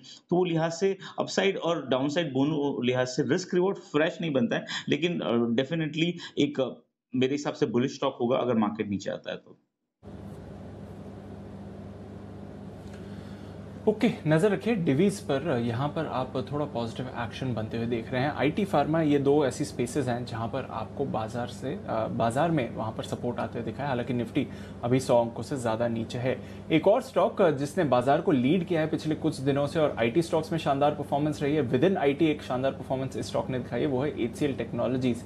यहाँ पर जो तेजी बनी है उसकी वजह क्या है और क्या आगे और एक्शन दिखेगा, चलिए जानते हैं कुशल के साथ। कुशल बताइए, इतना एक्साइटमेंट क्यों है HCL टेक्नोलॉजीज पर? बिल्कुल दीपांशु, तो HCL टेक्नोलॉजीज अगर आप देखें तो मैं सितंबर में इनके रिटर्न्स देख रहा था, तो बाकी फ्रंटलाइन आईटी कंपनी के मुकाबले इनका जो रिटर्न्स रहा है अब तक करीब 22% का, वो ऑलमोस्ट दोगुना रहा है। और इसकी मेन वजह जो है वो पर्टिकुलरली दो वजह है। सबसे पहले तो ये कि कल इन्होंने जिस आपका अनाउंसमेंट किया DWS के अधिग्रहण का, जो ऑस्ट्रेलियन IT सर्विस कंपनी है करीब 850 करोड़ में, उसको इन्होंने करीब 33% प्रीमियम पे खरीदा। और प्रीमियम पे खरीदने की सबसे बड़ी वजह जो है ये निकल कर आ रही है कि ये अपना जो कारोबार है वो ऑस्ट्रेलिया और खासकर न्यूजीलैंड, इन दोनों रीजन्स में बढ़ाना चाहते हैं। और जो DWS के क्लाइंट्स हैं उनको ये क्रॉस सेल जितने भी HCL टेक के प्रोडक्ट्स और सर्विसेज हैं वो करते हुए नजर आएंगे। और यही नहीं, अगर आप देखें जो दूसरी बड़ी सबसे बड़ी वजह है वो है इनके मिड क्वार्टर अपडेट जो एक हफ्ते पहले आते हुए नजर आए थे। उससे जो है इन्वेस्टर्स का जो सेंटिमेंट है वो काफी सुधरता हुआ नजर आया, क्योंकि सभी वर्टिकल्स में काफी बढ़िया ग्रोथ की एक्सपेक्टेशंस है। और ये जो गाइडेंस इन्होंने दी है Q2 FY21 की जो सितंबर एंडिंग है, आप देखिए आय में करीब 3.5% की कांस्टेंट करेंसी ग्रोथ वो मानकर चल रहे हैं, जबकि FY21 की गाइडेंस जो उन्होंने मिड जुलाई में जारी की थी वो करीब 1.5 से 2.5% की थी। तो काफी एक सिग्निफिकेंट अपबिट जो है Q2 FY21 के नतीजों में आने की संभावना है, जिसके नतीजे जो है वो कमिंग मंथ में आते हुए नजर आएंगे। तो जाहिर सी बात है कि जो इन्वेस्टर सेंटिमेंट है HCL टेक को लेकर, जो आउटलुक उन्होंने जारी किया है वो काफी पॉजिटिव है और इसी वजह से यहां पर इतनी आउट परफॉर्मेंस है। बिल्कुल, और हम देख रहे हैं कि आज भी स्टॉक ने अच्छी तरह गेन्स अपनी होल्ड करी हैं। आशीष जी, HCL टेक्नोलॉजीज में इन्वेस्ट करना चाहिए, ऑलरेडी अच्छा रनअप आ गया, पर जो अपडेट्स है कंपनी के वो काफी पॉजिटिव रहे हैं, यहाँ से और सुधार देखते हैं स्टॉक में? बिल्कुल, इनफैक्ट आप दूसरे भी ब्रोकरेजेस की रिपोर्ट देखें तो इस लेवल पर भी इनफैक्ट सभी की बाइंग की सलाह है स्टॉक में। और जो उनका मिड क्वार्टर पे जो उन्होंने अपडेट दिया था वो गेम चेंजर अभी साबित हुआ। पूरी इंडस्ट्री के स्टॉक्स में मोमेंटम देखने को मिला है। इसके अलावा जो उनका प्रोडक्ट और इंजीनियरिंग साइड पे जो उनकी स्ट्रेंथ है वो अभी उनको काफी हेल्प करेगी आगे ग्रोथ करने में, क्योंकि काफी डाइवर्सिफाइड इनकी बुक है। इसके अलावा जो long term contract HCL tech के पास में $multi-million के, वो भी उनके पास में काफी अच्छी पाइपलाइन है। प्लस जो ऑस्ट्रेलिया का एक्विजिशन हुआ गूगल क्लाउड के साथ में, अभी जो रिसेंट टाई अप हुआ, तो काफी सारी पॉजिटिव डेवलपमेंट अब HCL टेक में देखने को मिल रहे हैं। तो मेरा भी मानना ये रहेगा कि स्टॉक में थोड़ा री रेटिंग बिल्कुल हो रही है। नया इंस्टीट्यूशनल पार्टिसिपेशन स्टॉक में बढ़ रहा है और जल्दी यहाँ पे आप 50 से 70 रुपए की तेजी, मुझे लगता है कि जैसे ही थोड़ा क्लैरिटी और होता है मार्केट में तो आप देखेंगे। इनफैक्ट यदि लार्ज कैप में किसी स्टॉक पे बेट करना है जहाँ पे आपको काफी कम डाउनसाइड रिस्क है तो वो HCL टेक रहेगा। बिल्कुल, तो एक बड़ा थम्स अप आ रहा है HCL टेक्नोलॉजीज के लिए आशीष महेश्वरी साहब से, और आप देखें तो यहाँ से और एक्शन आपको बढ़ते हुए दिख सकता है। विश्वेश जी, आपकी कल की पिक थी, हालांकि उसके बाद बाजार थोड़े वॉलेटाइल रहे हैं, पर जो कल आप टारगेट्स बात कर रहे थे 860 880 के, वो आते हुए दिखते हैं ट्रेड के लिए? देखिए, एक चीज समझनी होगी दीपांशु, क्योंकि हायर लेवल पे मार्केट के अंदर थोड़ा सा दबाव है, थोड़ा डिक्लाइन आता है, वहीं खरीदना चाहिए और स्ट्रैटेजी के टर्म्स में खरीदारी करनी चाहिए। देखिए, लास्ट वीक में क्या होता है, 1:2 कॉल स्प्रेड सबसे बेहतर चलता है। मुझे लगता है कि ये एक्सपायरी में 840 और 850 की एक अपसाइड बैंड हो सकती है, क्योंकि 840 की कॉल में देखिए 7,60,000 शेयर है दीपांशु, और 850 के कॉल में 13 लाख शेयर है। एट द सेम टाइम 800 के पुट में 4 लाख शेयर है। तो फॉर सम रीजन अगर नीचे मिलता है, जितना 800 के करीब लेंगे, मुझे लगता है 850 860 आपको देखने मिल सकता है। ये मेरा बहुत ही स्ट्रॉन्ग व्यू है। लेकिन क्योंकि मार्केट का उतार चढ़ाव है तो अंदर गिरावट लेने की ज्यादा सलाह रहेगी। मेरा व्यू अभी भी पॉजिटिव है अक्रॉस आईटी। तो ये है आपके लिए HCL टेक पर राय। आइए अगला बिगुल है वागले साहब के लिए, वागले का वंडर।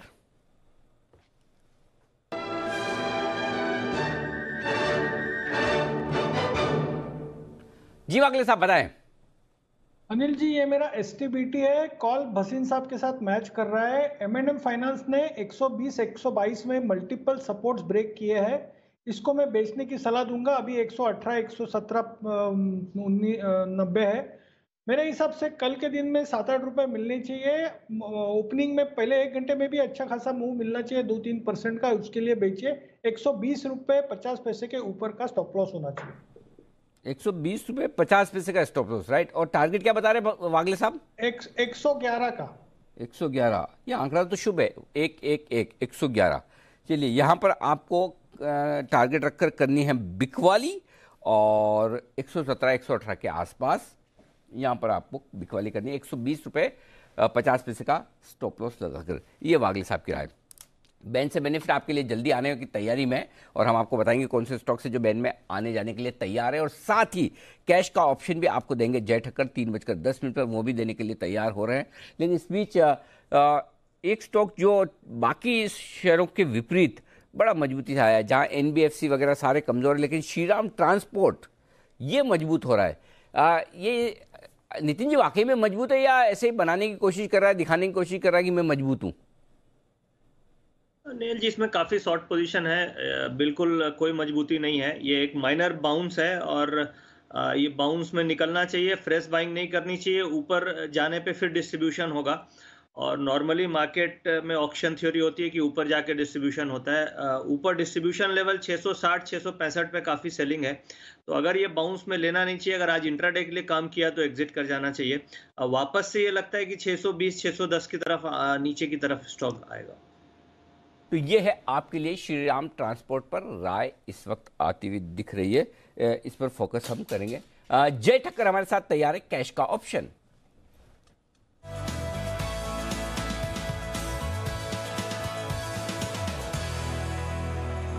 बताएं जय, कौन सा ऑप्शन ट्रेड करना चाहते हैं? आजकल आपके बड़ा ऑप्शन बड़े सुपर हिट हो रहे हैं, मैं ट्विटर पे भी देख रहा था, लोग बड़ी तारीफ कर रहे हैं जय के तो ऑप्शन एक के बाद एक। और आप भी आजकल आप वो शब्द का इस्तेमाल करते हो, क्या करते हो जब लिखते हो? हाँ, बूम, और वो भी कैपिटल लेटर में BOOM। तो बड़े बूम हो रहे हैं आपके कॉल्स। बताइए कौन सा चुना है आज आपने? Thank you, good afternoon Anil ji. Anil ji बिल्कुल काफी अच्छा मैं कहूँगा कि ट्रेंड हाथ में आ रहा है, और अभी मुझे जो लग रहा है कि निफ्टी एग्जैक्टली अपने नेकलाइन को रिटेस्ट कर फिर से रिवर्स हो चुका है, जो मैंने head and shoulders pattern break किया है। तो मुझे ऐसा लग रहा है कि रिस्क रिवॉर्ड अभी भी बेयर्स के फेवर में है, जब तक 11,250 के ऊपर निफ्टी में बंद नहीं है वो देखने मिलता। तो Anil ji at the money put option खरीदने की सलाह है निफ्टी की। 11,150 का पुट ऑप्शन जो करीब अभी 63-64 के रुपए के आसपास मिल रहा है, इसको खरीदना में 29 का स्टॉप लॉस रहेगा। 11,045 ये पहला टारगेट है ये हेड एंड शोल्डर्स का। तो ये अगर हो जाता है तो हमारा ये पुट ऑप्शन जो है उसका प्राइस लगभग 100-105 हो जाएगा। सो आई थिंक 100 के लिए जो फर्स्ट टारगेट रहेगा, सेकंड टारगेट लगभग 125 का बनेगा अगर निफ्टी और हो सकता है 11,020 तक। तो ये दो टारगेट स्पॉट में बनकर आ रहे हैं, इसीलिए 100 एंड 120 ये दो टारगेट्स के लिए 11,250 का पुट ऑप्शन खरीदे 63-64 की रेंज में 29 का एक स्टॉप लॉस है। निफ्टी पर 11,150 का eight the money call option खरीदना है। सॉरी, एक मिनट जय, कॉल के पुट ऑप्शन है। हाँ, तो आपको ऑब्जेक्शन लेना चाहिए। मैंने कॉल बोला तो तुरंत ही कि अनिल जी कॉल नहीं पुट है, उल्टा हो जाता काम।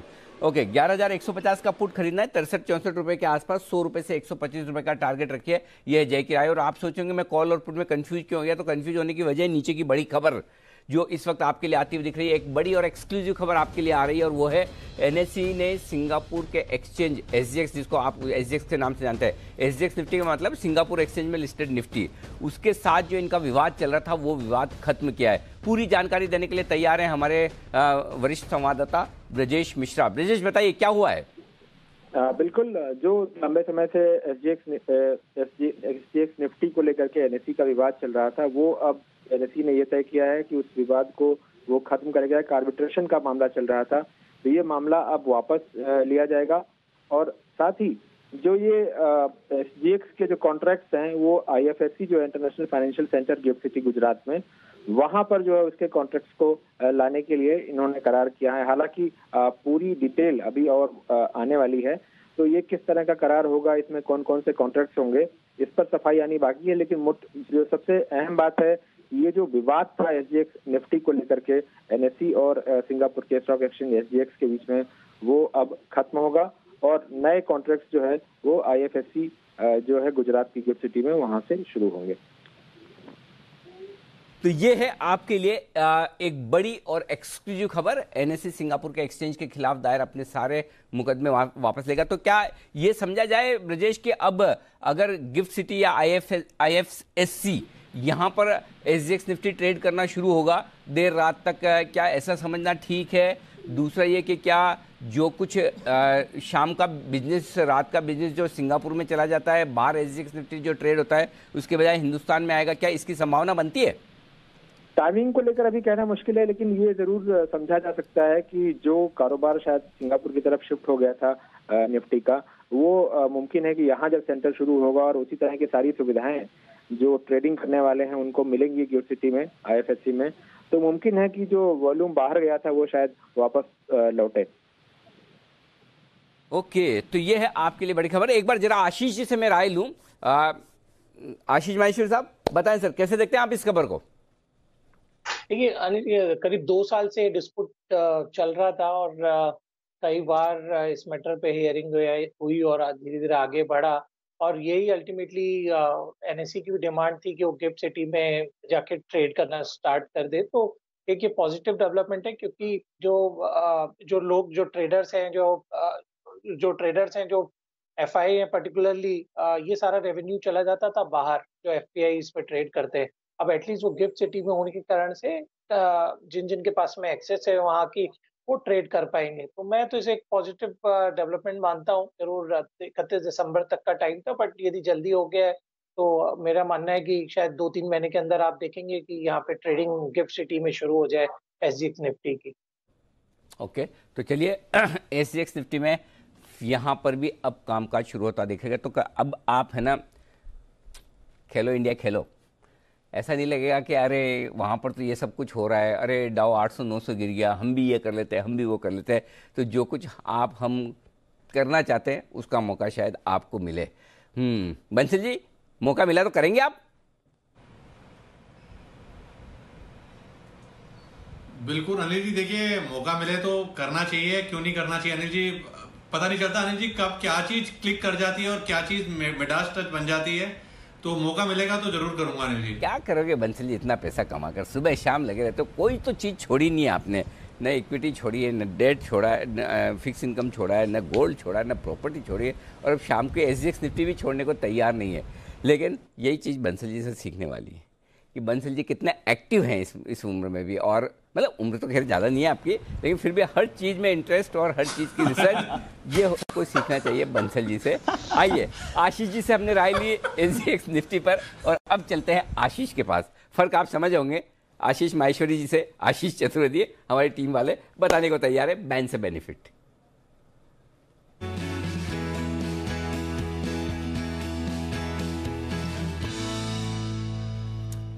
बताएं आशीष, क्या है सिचुएशन, कुछ अंदर बाहर? अनिल जी, 4 स्टॉक फिलहाल बैन में है, 2 स्टॉक ऐसे जिनकी पोजीशन काफी कम होगी और संभावना बन रही कि स्टॉक बैन से बाहर आएंगे। सेल यहां पर देखिए मार्केट वाइड पोजीशन लिमिट घटकर 81% आ गई है। 80% से नीचे आई तो देखिए स्टॉक बैन से बाहर आ जाएगा। वेदांता 83% है, थोड़ी सी स्लाइट संभावना कि ये भी, क्योंकि एक्सपायरी आ रही है पास में, तो हो सकता है कि ये भी स्टॉक बैन से बाहर आ जाए।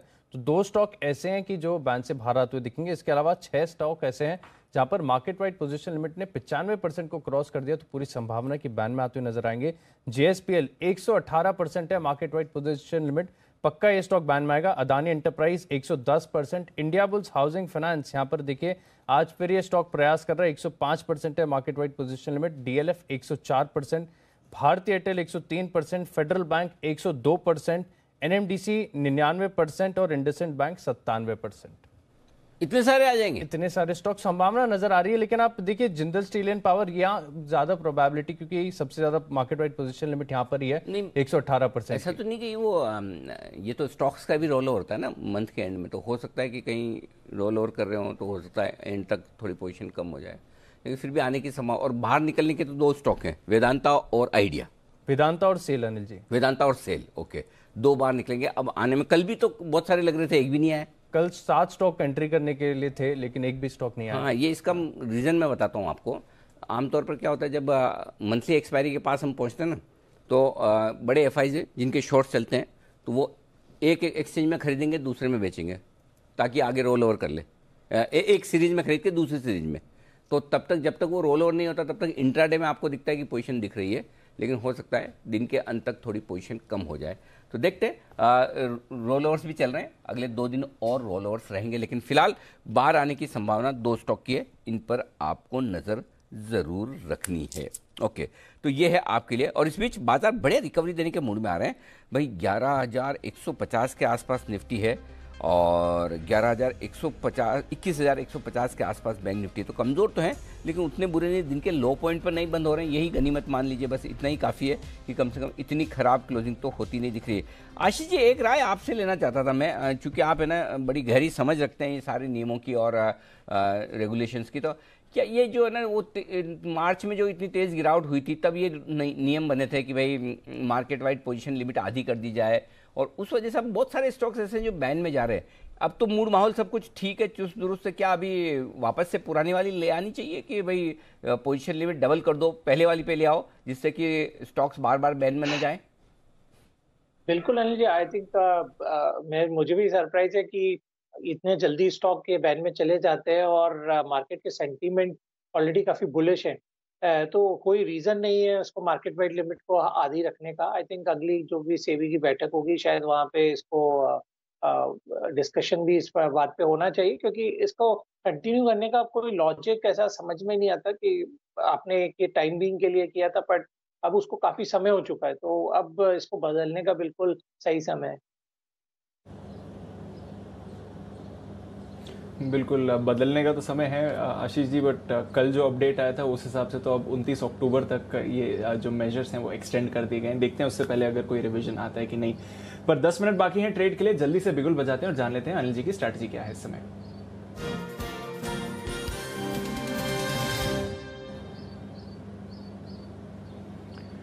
अनिल जी, जैसा आप कह रहे थे रिकवरी आई है भारतीय बाजारों में, दिन के निचले स्तरों से रिकवरी आई है, ग्लोबल मार्केट्स में भी रिकवरी आई है सर। डाउ फ्यूचर्स में हल्की सी रिकवरी आई है, अब सारी अपने लॉसेस रिकवर करने की तैयारी में, सिर्फ 20 पॉइंट्स नीचे हैं। वहीं नैस्डैक फ्यूचर्स में नजर डालिए सर तो यहाँ पर और तेजी बनी है, अब तो आधे % से ज्यादा की तेजी आपको नैस्डैक फ्यूचर्स में भी दिख रही है। यूरोप के बाजार यहाँ पर भी काफी तेज उतार चढ़ाव हो रहा है, बट गिरने के बाद अब यूरोप के बाजार भी संभले हैं। यूके आधा % ऊपर है और जर्मनी में तो 1% की तेजी है।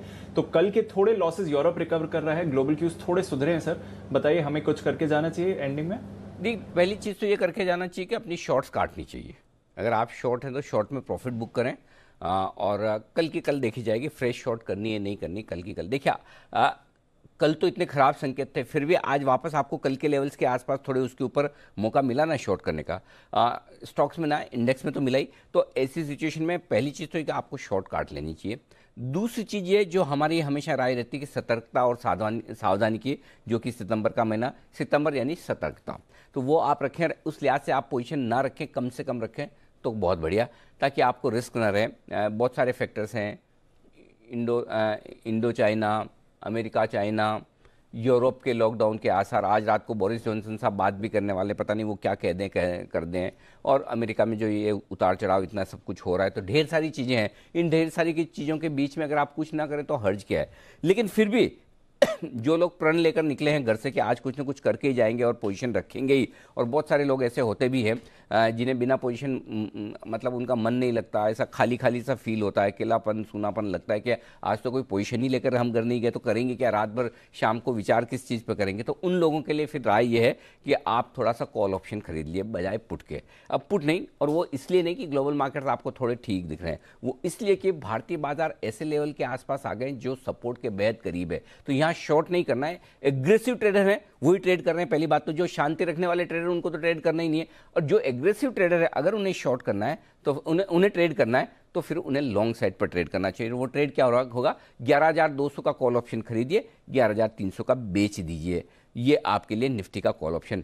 21,200 eight the money call option bank Nifty का खरीदिए, 21,500 या 21,800 का कॉल ऑप्शन बेच दीजिए। अगर आपको रिस्क कम रखनी है 21,500 का बेचिए, रिस्क ज़्यादा रखनी है 21,800 का बेचिए। 21,300 का आप कॉल ऑप्शन बेच सकते हैं।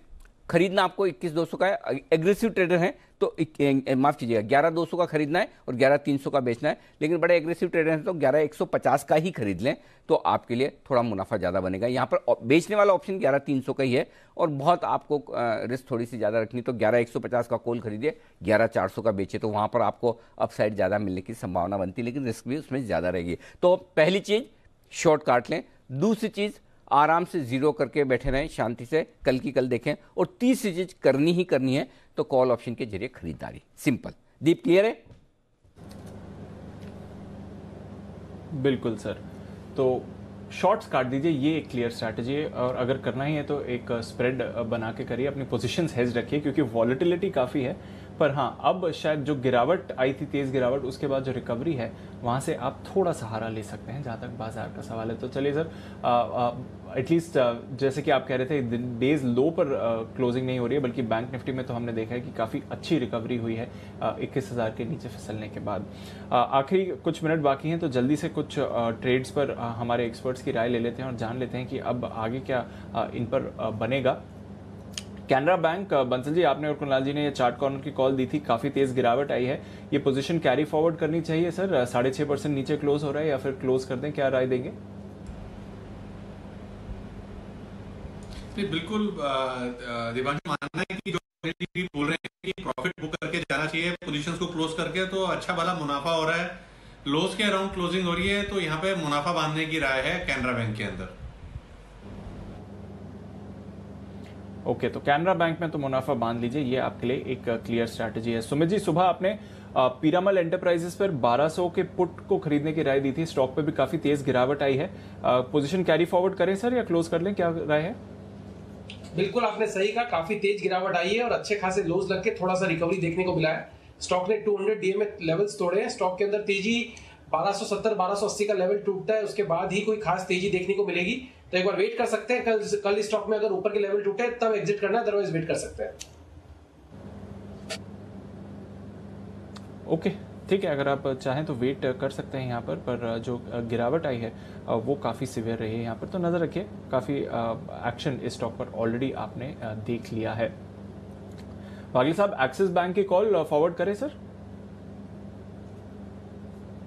दीपांशु, एक्चुअली आज का टारगेट ऑलमोस्ट 1-1.5 रुपए से बच गया, तो मैं सोचता हूँ एक बाउंस बैक आ सकता है, ऊपर में आपको बेचने का चांस मिलेगा तो काट ले एक बार। ओके, तो अगर आप चाहें तो जो एक्सिस बैंक की शॉर्ट कॉल जो इस शो की पहली कॉल आई थी वागले साहब की तरफ से, वहाँ पर मुनाफा बुक करना चाहें तो बुक कर लीजिए। जैसे अनिल जी भी कह रहे हैं, अगर शॉर्ट पोजीशंस कैरी फॉरवर्ड करने तो एक हेज रखना ज़रूरी है, या फिर अपना मुनाफा बुक करने में ही समझदारी रहेगी आपके लिए इस समय। तो नज़र रखते हैं यहाँ पर जिस तरह से एक्शन बना है, दोनों तरफ के ट्रेड्स हुए हैं, पर एंड में हल्की से आपने रिकवरी ज़रूर आते हुए देखी है, ये एक इम्पॉर्टेंट बात है आपके लिए। सुमित जी, कोटक बैंक की जो 1280 की पुट की खरीदारी करी थी वो होल्ड करनी चाहिए? होल्ड कर सकते हैं दीपांशु, अभी 1270 के आसपास कोटक बैंक ट्रेड कर रहा है, स्ट्रक्चर वीक ही है, अगर इसके अंदर ऊपर में 1300 के लेवल टूटेंगे तो ही रिवर्सल आएगा, नहीं तो स्टॉक वीक है, 1270-1260 के नीचे और वीक होगा।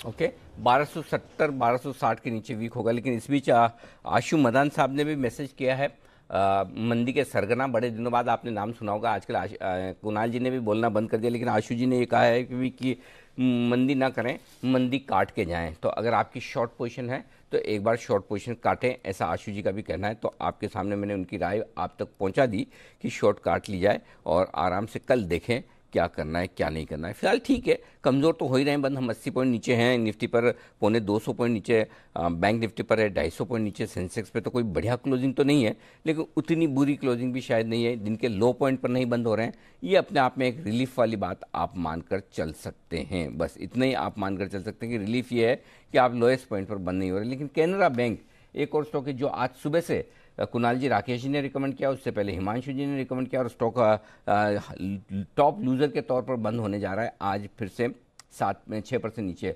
कुणाल जी, क्या जिनकी शॉर्ट पोजीशन है कैनरा बैंक कल के लिए कैरी करें या काट के खत्म करें?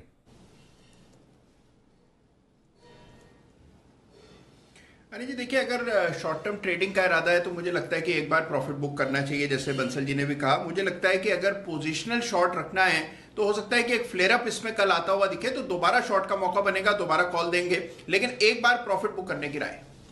अरे प्रॉफिट तो एक ही बार बुक होता, बार बार कैसे होगा? एक सौदे में एक बार बुक कर लिया, फिर दूसरी बार कैसे करेंगे कुणाल जी? अनिल जी दोबारा प्रवेश करेंगे तो देखिए दोबारा मुनाफा होगा अनिल जी, लेकिन एक बार के लिए तो मुनाफा घर ले जाएं।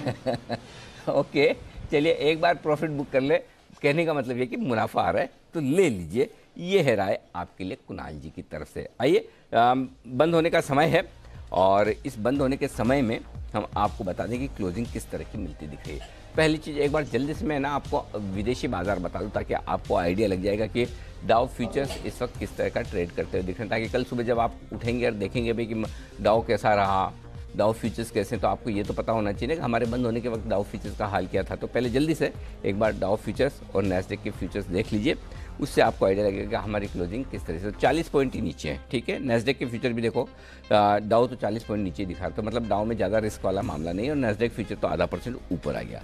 अब ठीक है, ये आपके लिए इसके बेसिस पे आपको कल सुबह के संकेत पड़ने हैं। बाकी यूरोप तो मजबूत हो गया 1% ऊपर, और आज ये बोरिस जॉनसन साहब घोषणा भी करने वाले हैं शायद लॉकडाउन से रिलेटेड, लेकिन उससे पहले यूरोप के बाजार तो थोड़े बेहतर, थोड़े मजबूत होने की तैयारी कर रहे हैं। 11,175 निफ्टी का ये लेवल है, और 21,185 ये बैंक निफ्टी का लेवल है। 37,800 सेंसेक्स का लेवल है, जहां हम क्लोज होने की कोशिश करने जा रहे हैं इस वक्त। ये है आपके लिए घंटी की मधुर आवाज़ आपके कानों में गूंजती हुई, और मधुर इसलिए है कि ऐसा नहीं कि कोई आज का ट्रेडिंग सेशन अच्छा था लेकिन ख़त्म हो गया। ये आपके लिए रिलीफ है सबसे बड़ी, कि अब और कोई एक्शन बाजार का नहीं होगा। 76 अंक नीचे निफ्टी बंद हुआ है, प्रोविजनल 11,174, फाइनल क्लोजिंग थोड़ी सी नीचे आएगी 11,160-65 के आसपास। बैंक निफ्टी 21,185, 181 अंक नीचे बंद हुआ है, फाइनल क्लोजिंग थोड़ी नीचे आनी चाहिए, 21,100, 21,125 के आसपास आ सकती है, और सेंसेक्स 217 अंक नीचे बंद हुआ है, ये आपके लिए। चलिए, फाइनल क्लोजिंग आपके सामने निफ्टी की 11,153, बिल्कुल 11,150 के आसपास हम जो उम्मीद करते लगभग वहीं पर आती हुई दिखी है, और बैंक निफ्टी हम कह रहे थे 11,125, 21,125 के आसपास, तो 21,139 की फाइनल क्लोजिंग आई है। फाइनली निफ्टी 96 अंक नीचे बंद हुआ है, बैंक निफ्टी 227 अंक नीचे बंद हुआ है, और सेंसेक्स एकदम राउंड फिगर में ट्रिपल सेंचुरी मारते हुए 300 अंक नीचे 37,734। ये आपके लिए है आज के क्लोजिंग लेवल। ओके, अच्छा, इस क्लोजिंग लेवल के बेसिस पर बंसल जी क्या विचार है कल के लिए? आप कुछ काम वाम करेंगे या रिलैक्स करेंगे आज का इतना भारी भरकम तनाव वाला उतार चढ़ाव भरा सेशन जो रहा है आपके लिए? देखिए अनिल जी, काम तो मैं पूरा करूंगा, बट गारंटी नहीं है कि काम करने के बाद पिक ऑफ द डे मिलेगा नहीं मिलेगा। पिक ऑफ द डे ना होना अनिल जी इस चीज का प्रमाण नहीं है कि काम नहीं करा है, ये पूरी नाइंसाफी है। ओके, अगर पिक ऑफ द डे ना मिले इसका मतलब ये नहीं कि मेहनत नहीं की गई, और पिक ऑफ द डे मिले इसका मतलब ये भी नहीं कि मेहनत पूरी की गई है। हम आपकी दोनों बातों को बिल्कुल उसी तरह से लेंगे, बंसल जी चिंता न करें, जब देंगे आप पिक ऑफ द डे तब भी हम इसी तरह से सोचेंगे।